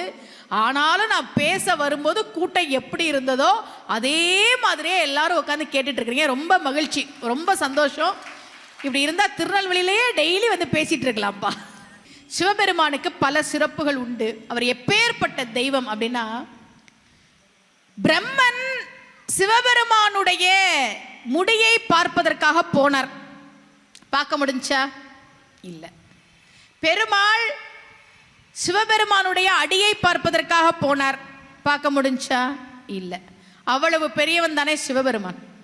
பிரம்மனும் பெருமாளும் அடிமுடி காண முடியாத பெரியோனாக இருக்கக்கூடியவர் நம்முடைய சிவபெருமான். அவர் சுந்தரருக்காக திருவாரூர் வீதிகளிலே நடந்தார். திருவாரூர் வீதியில் நடக்கிறார். நான் திருவாரூர் போனப்போ கொஞ்சமாக மண் எடுத்துகிட்டு என் வீட்டில் வச்சிருக்கிறேன். சிவபெருமான் நடந்த மண். எத்தனையோ வருஷம் ஆச்சு, பரவாயில்ல, நம்ம சிவபெருமான் நடந்த மண் தானே அப்படின்னு கொஞ்சமாக மண் எடுத்துகிட்டு என் வீட்டில் வச்சுருக்கிறேன். ஏன் திரும்ப திரும்ப கொஞ்சமாக நான் சொல்கிறேன்னா, நாளைக்கு இந்த யூடியூப்பில் வந்ததுக்கப்புறம் எல்லாரும் கிளம்பி போய் மூட்டை எடுத்துகிட்டு போய் சுமதி ஸ்ரீ அம்மா மண் எடுத்துகிட்டு வந்து தான் நல்லா இருக்கிறாங்களா, நாங்களும் எங்கள் வீட்டில் ஒரு மூட்டை மண் எடுத்து வச்சுக்கிறோன்னு கொண்டு போய் வச்சிட போகிறாங்க. அதனால் கொஞ்சமாக மண் எடுத்துகிட்டு வந்து வச்சுருக்கிறேன். சுந்தரர் சொன்னார், எனக்கும் பறவைக்கும் சண்டை. 2 பேரும் கணவன் மனைவி, சரியா? எனக்கும் பறவைக்கும் சண்டை. அவள் கதவை திறக்கலை, நீ கொஞ்சம் தூது போ. சரி, சிவபெருமான் வர, அவர் மாறு வேஷத்தில் வர. கதவை திறந்துட்டு பறவை யாருன்னு கேட்டுட்டு வீட்டுக்குள்ளே விடலை. முடியாது, சுந்தரர்கிட்டலாம் இனிமேல் பேசுகிறதா இல்லை. சரி, சிவபெருமான் போயிட்டார். சுந்தரர் சொன்னார், நீ சிவபெருமானாவே போக வேண்டியதானே, அப்போ தானே அவள் உன்னை உள்ளே விட்டுருப்பா, இப்போ போ. சரி, அந்த தெய்வம் பிரம்மனும் திருமாலும் அடிமுடி காண முடியாத பெரியோனாகிய அந்த சிவபெருமான் தன்னுடைய பக்தனுக்காக திருவாரூர் வீதிகளில் நடந்து பறவை நாச்சியாரை பார்க்க போறார். இத காலமேக புலவர் பாடுறார். பிரம்மனுக்கும் திருமாலுக்கும் விஷயமே பத்தலப்பா, 2 பேருக்கு விஷயமே பத்தல. போய் திருவண்ணாமலையில போய் அடிமுடி பார்க்குறேன்னு ஏமாந்துட்டு வந்திருக்கிறாங்க. இவங்க என்ன பண்ணிருக்கணும்னா, திருவாரூருக்கு பறவை நாச்சியார் வீட்டு கதவு மேல ஒருத்தர் கீழே ஒருத்தர் இருந்திருந்தாங்கன்னா, சிவபெருமான் உள்ள போகும்போது வரும்போதுன்னு 4 முறை அவருடைய முடியையும் அடியையும் பார்த்திருக்கலாம். ஆனார் இளையே அயனும் திருமாலும் காணார் அடிமுடி முன் காண்பதற்கு மேனால் இரவு திருவாரூரில் எந்தை பிரான் சென்ற திருவாயில் படி. பறவை திருவாயில் படி. என்னப்பா விஷயமே தெரியாம இருக்கிறாங்க. பறவை நாச்சியார் வீட்டு கதவு மேல போய் உட்கார்ந்திருந்தா 4 முறை சிவபெருமானுடைய முடியையும் அடியையும் பார்த்திருக்கலாமேப்பா. பக்தனுக்காக வீதிகளிலே நடந்த தெய்வம் சிவபெருமான். ஒரு குடும்பம் நல்லா இருக்கணும், பிரிஞ்சிட கூடாதுன்னு நினைச்ச தெய்வம் சிவபெருமான். இன்னைக்கு ஜோசியர்கள் சொல்றாங்களே, அந்த கோயிலுக்கு போகாதீங்க, குடும்பத்துக்கு ஆகாது, அப்பெல்லாம் கிடையவே கிடையாது. தெய்வம் நம்ம நல்லா இருக்கணும்னு தான் நினைக்கிறேன். எங்கள் அம்பாளுக்கெல்லாம் நம்ம வாழ்க்கையை நாசமாக்கணும் நாங்கள் அம்பாள் நினைப்பா. திருச்செந்தூர் முருகன் நம்ம வாழ்க்கையை கெடுக்கிறதுக்குறா. அந்த ஜோசியர் சொன்னார், என்கிட்ட ஜாதகம் பார்க்க வந்தவங்க தான் சொன்னாங்க, அம்மா எனக்கு குரு சரியில்லைன்னு திருச்செந்தூருக்கு போக வேணான்னு சொன்னாருமா, வேற என்ன பரிகாரம் சொன்னார், ஒரு பானை வாங்கி உடைக்க சொன்னாருமா. ஏ பானை உடைஞ்சு போற இருக்கு. எங்க திருச்செந்தூர் முருகன் உங்களுக்கு பெருசு இல்லையா? இந்த சிவபெருமான் பாருங்க, மாணிக்க வாசகர் தான் பாடுறார். அந்த திருவடியை தந்தருள வந்தருளும் நம்ம கிட்ட தேடி வருவாராம் சிவபெருமான். இந்த பேர் இதுதான் என்னுடைய திருவடி, நான் உனக்காக தான் அருள் செய்ய வந்திருக்கிறேன்னு நாம கும்பிடலனா கூட நம்மளை தேடி வந்து அருள் செய்யக்கூடியவன் சிவபெருமான். சிவபெருமான் எங்க இருக்கிறார்? சுடுகாட்டில் இருக்கிறார். எனக்கு ரொம்ப நாளா ஒரு சந்தேகம், எதுக்கு சிவபெருமான் சுடுகாட்டில் போய் உட்காந்துருக்கிறார்? இடமா இல்லை, சுடுகாட்டில் போய் ஏன் உட்காந்துருக்கிறார்? அவர் பார்த்தார், இவன்லாம் கோயிலுக்கு வருவான்னு சில பேரை நினைச்சாரு. அவனுங்க வரமாட்டேன்ட்டானுங்க. டேய் நீ கோயிலுக்கு தான் வரமாட்டேன்னு சொல்ல முடியும், ஆனா சுடுகாட்டுக்கு என்னைக்கு இருந்தாலும் வந்துதான் ஆகணும். எல்லாத்துக்கும் அருள் செய்யணும்னா சுடுகாடு தான் சரியான இடம் அப்படின்னு கோவிலுக்கு கூட வராதவன் இருப்பான், ஆனா சுடுகாட்டுக்கு எல்லாரும் வந்துதான் ஆகணும்னு நமக்கெல்லாம் அருள் செய்வதற்காகவே சுடுகாட்டில் போய் இருக்கிறார் சிவபெருவன். அப்படிதான் அந்த தெய்வம், அவ்வளவு கருணையான தெய்வம். அம்பாளும் அப்படிதான். அம்பாளுக்கு ஒரு அழகான பேர் உண்டு, அவளுக்கு நிறைய பேர்கள் உண்டு. உங்க ஊரு திருநெல்வேலியிலேயே இருக்கக்கூடிய அம்பாளுக்கு பேரு, பக்கத்தில் இருக்கக்கூடிய இளஞ்சி கோயிலில் இருக்கக்கூடிய அம்பாளுக்கு பேரு ஈசனாருக்கு இனியாள்.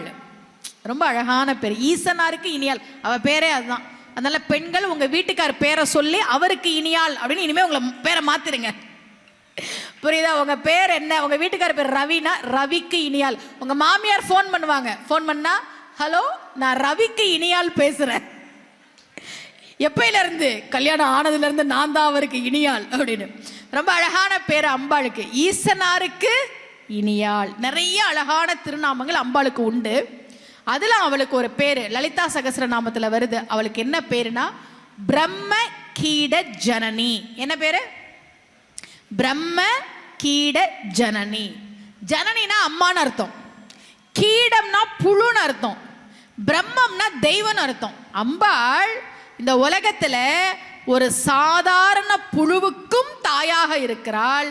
பிரம்ம நிலையில் இருக்கக்கூடிய தெய்வ நிலையில் இருக்கக்கூடிய உயிர்களுக்கும் அவள் தாயாக இருக்கிறாள். அதனால்தான் அவளுக்கு பேரு பிரம்ம கீட ஜனனி.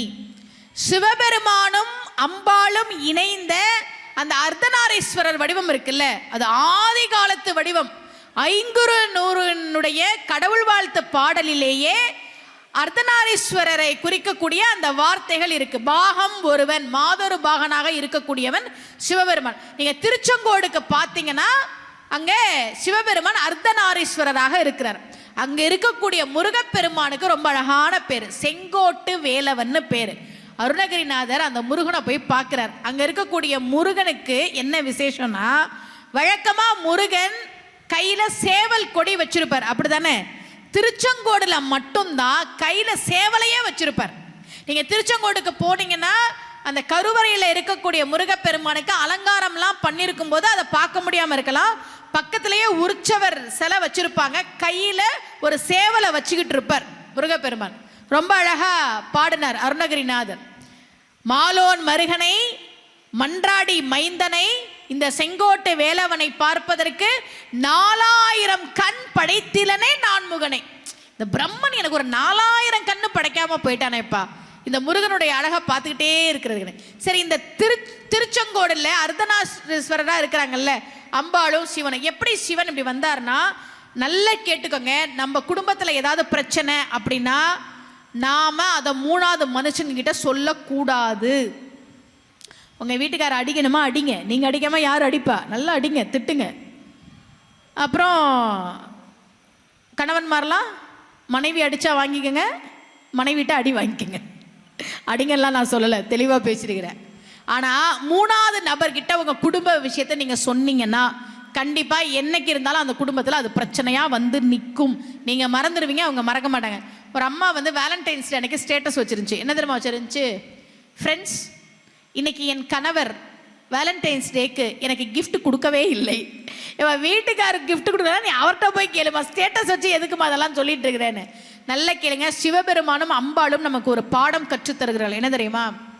பிரிங்கி முனிவர்னு ஒரு முனிவர், அவர் தினமும் கைலாயத்துக்கு வருவார். வந்து அவருக்கு எப்பவுமே அம்பாளை விட சிவபெருமான் மேலதான் விருப்பம். அதனால சிவபெருமான இப்படி வலம் வந்துட்டு போயிடுவார். அம்பாளை திரும்பி கூட பார்க்க மாட்டார். அவர் முரட்டு சிவபக்தர். அம்பாள் ஒரு நாள் பார்த்தா இவர் வராரு, சிவபெருமானை மட்டும் வலம் வந்து கும்பிட்டுட்டு போறாரு. இன்னைக்கு நம்ம அவர் பக்கத்துல நெருக்கமா உட்காந்துருப்போம், என்ன பண்றாருன்னு பார்ப்போம் அப்படின்னு சிவபெருமான் பக்கத்துல அம்பாள் நெருங்கி உட்காந்துட்டா. இப்ப இந்த பிரிங்கி முனிவரால சிவபெருமானை மட்டும் வலம் வர முடியாது. அம்பாள் நினைச்சா என்னையும் சேர்த்துதான் இன்னைக்கு நீ வலம் வரணும், வா.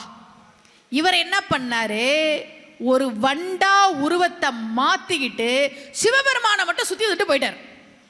அம்பாள் அன்னைக்குதான் முடிவெடுத்தா, சிவபெருமான் பக்கத்துல இல்ல, அவர் உடம்பிலேயே ஒரு பாகத்தை வாங்குவது என்று முடிவெடுத்து தவம் செய்து அவள் அம்பாளினுடைய அந்த தவத்தின் பயனாக சிவபெருமான் அர்த்தநாரீஸ்வரராக காட்சி தருகிறார்.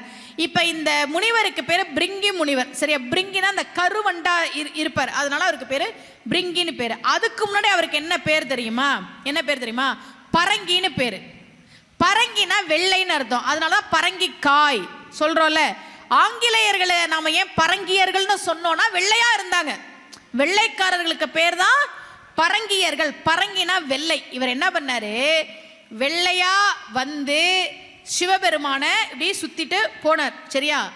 அம்பாள் சிவபெருமானுடைய உடம்பிலே இடம் வாங்கி அர்த்தநாரீஸ்வரராக நின்ற அந்த நாள் கார்த்திகை மாதம், கார்த்திகை நட்சத்திரம். உங்களுக்கு தெரியும், திருவண்ணாமலையில ஜெகஜோதியா இருக்கும் போது அந்த ஒளியை பார்க்க முடியாமல் பொசுங்கி போனதா அந்த வண்டு. இது ஒரு கதை தானே, சாதாரண கதை தானே. இந்த கதை என்ன தெரியுமா சொல்லுது? சிவபெருமான அம்பாளும் நமக்கு என்ன தெரியுமா சொல்லி தராங்க? கணவன் மனைவியாக நீங்கள் இருக்கிற போது உங்களை பிரிப்பதற்கு மூணாவது நபர் யாராவது ஒருத்தவங்க வருவாங்க. நீங்க 2 பேரும் சேர்ந்து நின்று ஒளிமயமான வாழ்க்கையை வாழ்கிற போது பிரிக்க வந்தவர்கள் அந்த ஒளியிலேயே கருகி போய் விடுவார்கள் என்பதைத்தான் சிவபெருமானும் அம்பாளும் நமக்கு பாடமாக சொல்லி கொடுக்கிறார்கள். மூணாவது நபருக்கு வீட்டில் இடமே கிடையாது. அது யாரா இருந்தாலும் சரி, நம்ம தெய்வங்களை எத்தனை பாடங்களை நமக்கு சொல்லி கொடுத்துட்டு இருக்கிறாங்க. ஒன்னொன்னுக்கும் அர்த்தம் இருக்கு. இப்ப சுந்தரர் சிவபெருமான் கிட்ட சண்டை போடுறார், நிறைய சண்டை போடுறார். அவர் கொஞ்ச நஞ்ச சண்டையா போட்டார். அவரு கோயிலில் போய் கேட்டாரு சிவபெருமான் கிட்ட, நான் உனக்கு எவ்வளவோ கெஞ்சி பார்த்துட்டேன், கண்ணை கொடுப்பியா மாட்டியா? அவர் சொன்னார் மாட்டேன். எவ்வளவோ கெஞ்சினார், திட்டினாரு, அழுதாரு, புலம்பினாரு. ஒழுக்க என் கண்ணுக்கு ஒரு மருந்துரையை வழுக்கி விழினும் உன்னை மறவேன். அந்த வார்த்தையெல்லாம் ரொம்ப முக்கியம். வாழ்க்கையில நான் தடுக்கி விழுந்துட்டாலும் உன்னை மறக்க மாட்டேன் சிவபெருமானை. ஆன்மீக சொற்பொழிவாளர்கள்ல கல்யாணம் ஆகாதவங்க இருக்கிறாங்க, கல்யாணம் ஆகாதவங்க இருக்கிறாங்க. ஆன்மீக சொற்பொழிவாளர்களில் குழந்தை இல்லாதவங்க இருக்கிறாங்க. ஆன்மீக சொற்பொழிவாளர்கள் சொந்த வீடு இல்லாதவங்க இருக்கிறாங்க. பெரிதாக பொருளாதார வசதி இல்லாதவங்க இருக்கிறாங்க. இப்ப நான்லாம் நாகர்கோவிலுக்கு குமாரவேல் அண்ணாச்சி கூப்பிட்டு பேச வரும்போது பஸ்ல வருவேன். இந்த தெற்கத்தி பக்கம் வந்தா எங்களுக்கு என்ன பிரச்சனைனா சரியான நேரத்துக்கு பஸ் இருக்காது. இப்ப 10 மணிக்கு சொற்பொழிவு முடியுதுன்னா, நான் அப்போ காலேஜில் வேலை பார்த்தேன், நான் அட்லீஸ்ட் ஒரு 10 மணிக்காவது நான் கோபிச்செட்டிப்பாளையம் போகணும்னா எனக்கு பஸ் இருக்காது. நான் இங்கேருந்து மதுரை போய் மதுரையிலேருந்து மாறி, அது 2 பஸ் வேற இருக்கும். நான் மாட்டுத்தாவணி போய் மாறி, இந்த மாதிரி பிரச்சனைலாம் வரும். இங்கேருந்து போகிற பஸ் மாட்டுத்தாவணியில் இருக்கும், அங்கேருந்து பெரியார் பஸ் ஸ்டாண்டு போய் அங்கேருந்து இன்னொரு பஸ் ஸ்டாண்டு போய் அப்படி பஸ்ஸு பிடிச்சி போவோம். அப்போ எனக்கு என்ன தெரியுமா தோணும், இந்த சாமியை பற்றி தானே நான் பேசுகிறேன், ஏன் இந்த சாமி எனக்கு ஒரு கார் கொடுக்கக்கூடாதா? அப்படிலாம் இல்லை. நீ கொடுக்குறியோ இல்லையோப்பா, உன்னைய பற்றி நான் பேசுகிறேன். நிறைய ஆன்மீக சொற்பொழிவாளர்கள் கல்யாணம் ஆகாதவங்க, குழந்தை இல்லாதவங்க, கஷ்டத்தில் இருக்கிறவங்க, நோயில் இருக்கிறவங்க. ரமண மகரிஷி அவர் கடைசி காலத்தில் நோய் வந்தது தானே ரமண மகரிஷிக்கு. எந்த பற்றுமே இல்லாமல் இருந்தால் நீ என்ன பண்ணாலும் எனக்கு சம்மதம்ப்பா, திருவருள் சம்மதம், என்ன நடந்தாலும் அது எனக்கு சம்மதம். தெய்வத்தை அவ்வளோ சீக்கிரம்லாம் நம்ம விட்டுட மாட்டோம். அதனால தான் சிவபெருமான் அம்பாள் எல்லாரும் நமக்கு துணையாக இருக்கிறாங்க. இப்போ சுந்தர திட்டுறாரு, எவ்வளவோ திட்டுறாரு, கோவப்படுறாரு, அழுகுறாரு. அப்பதான் சொல்றாரு, நான் வழுக்கி விழுந்தாலும்ப்பா வாழ்க்கையில நான் முழுசா எந்திரிக்கவே முடியாதபடி விழுந்துட்டாலும் சிவபெருமானே ஒன்ன நான் மறக்க மாட்டேங்கிறார். என்ன வார்த்தை இது? இனிமே எந்திரிக்கவே முடியாதுன்ற அளவுக்கு நான் வழுக்கி வீழ்ந்தாலும் உன்னை நான் மறவேன். அந்த வைராக்கியம் முக்கியம் பக்தியில.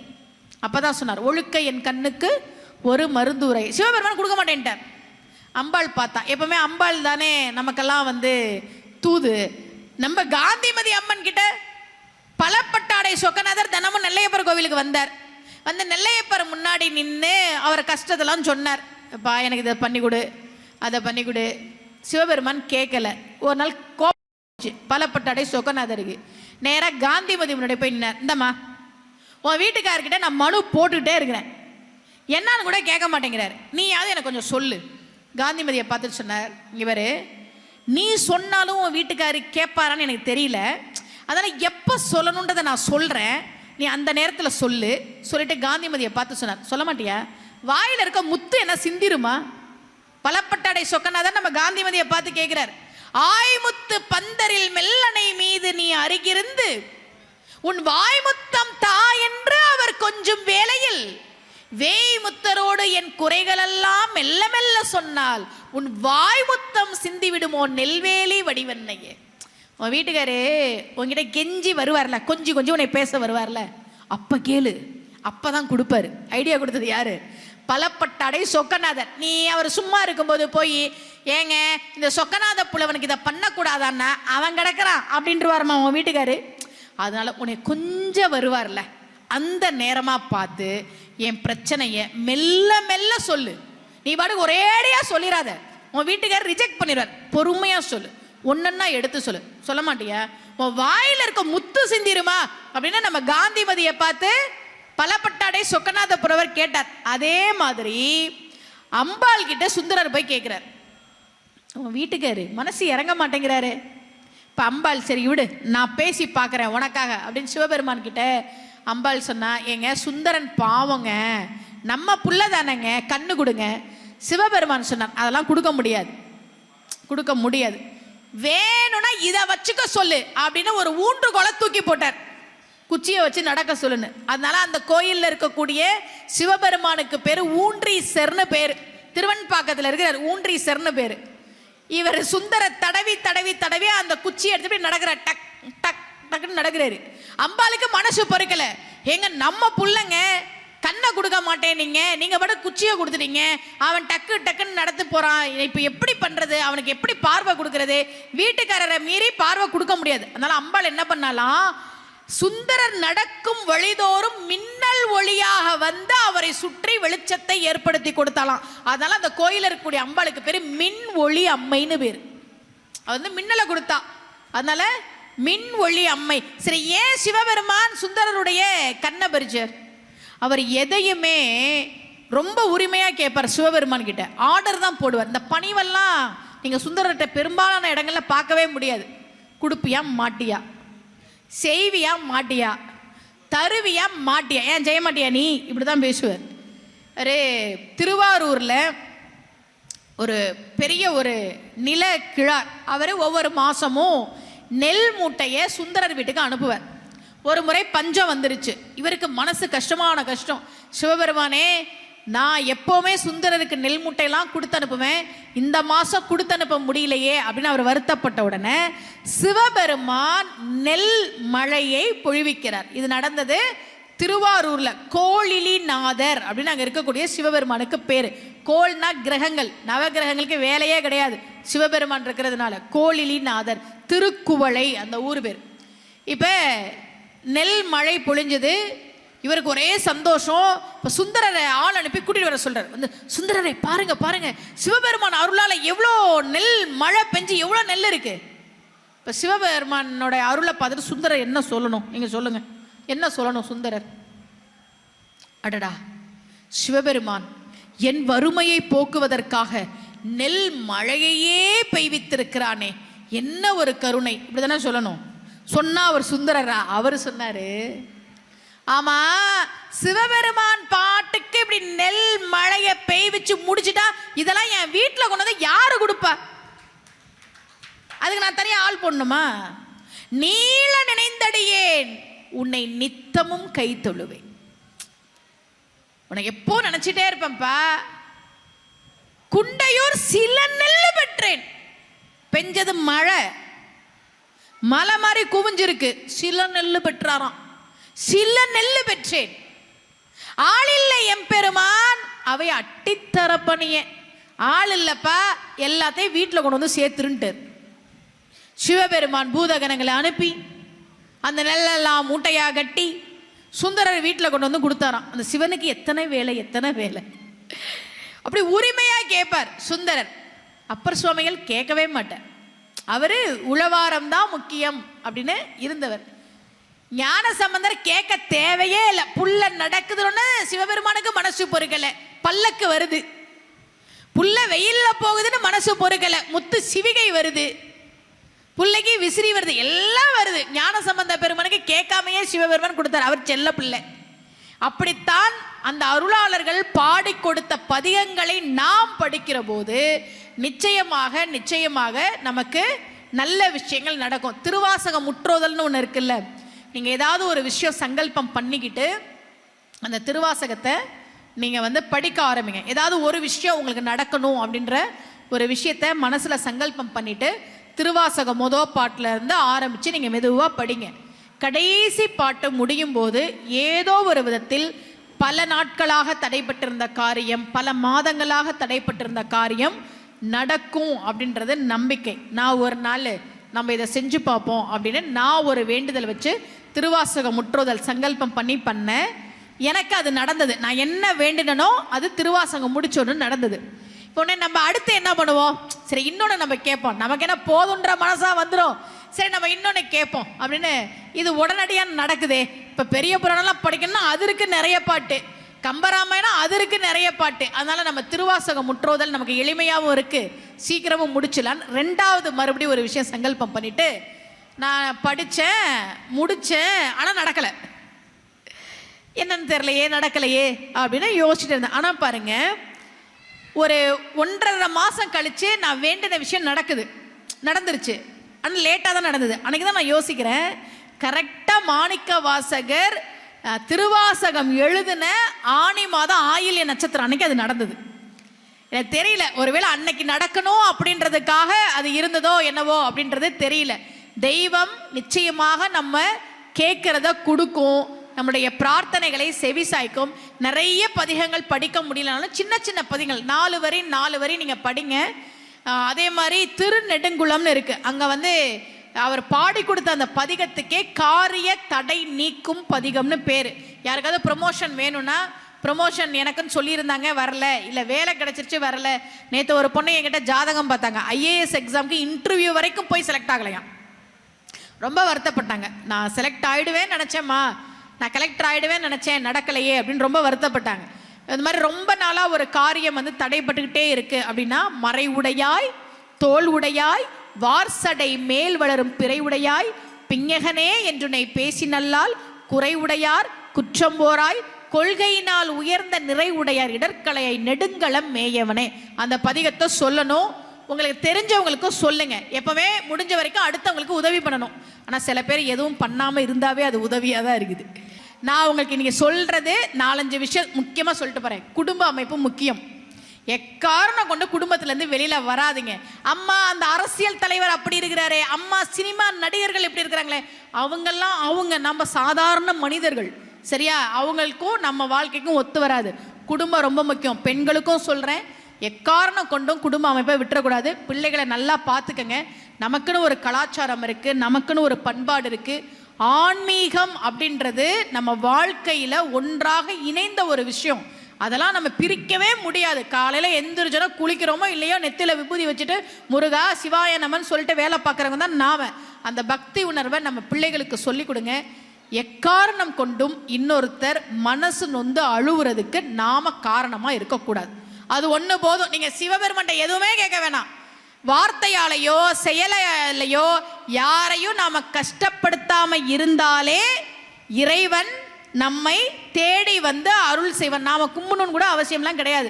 அன்னைக்கு நான் மதுரையில் தான் எங்கள் திருமணம் நடந்தது. மீனாட்சி அம்மன் கோயிலில் தான் எங்களுடைய திருமணம் நடந்தது. எப்போ மதுரையில் நிகழ்ச்சினாலும் இல்லை மதுரையில் வேற ஏதாவது விசேஷனாலும் மீனாட்சியை போய் பார்த்துட்டு தான் வருவோம். அன்னைக்கு என்னன்னா, நான் போனது ரொம்ப அவசரமாக. நான் சென்னையிலேருந்து ஃப்ளைட் பிடிச்சி வர்றேன். நான் பேசிட்டு திரும்ப ஒரு நிகழ்ச்சி சாயந்தரம் சென்னையில்.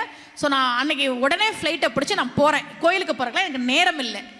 எனக்கு என்னென்னா, இவ்வளோ தூரம் வந்தோம் மீனாட்சியை பார்க்காம போகிறோம், இவ்வளோ தூரம் வந்தோம் மீனாட்சியை பார்க்காம போகிறோம். இத்தனைக்கும் அடிக்கடி போகிற கோவில் தான். இருந்தாலும் ஐயோ எனக்கு மீனாட்சியை பார்க்கலையே அப்படின்றது.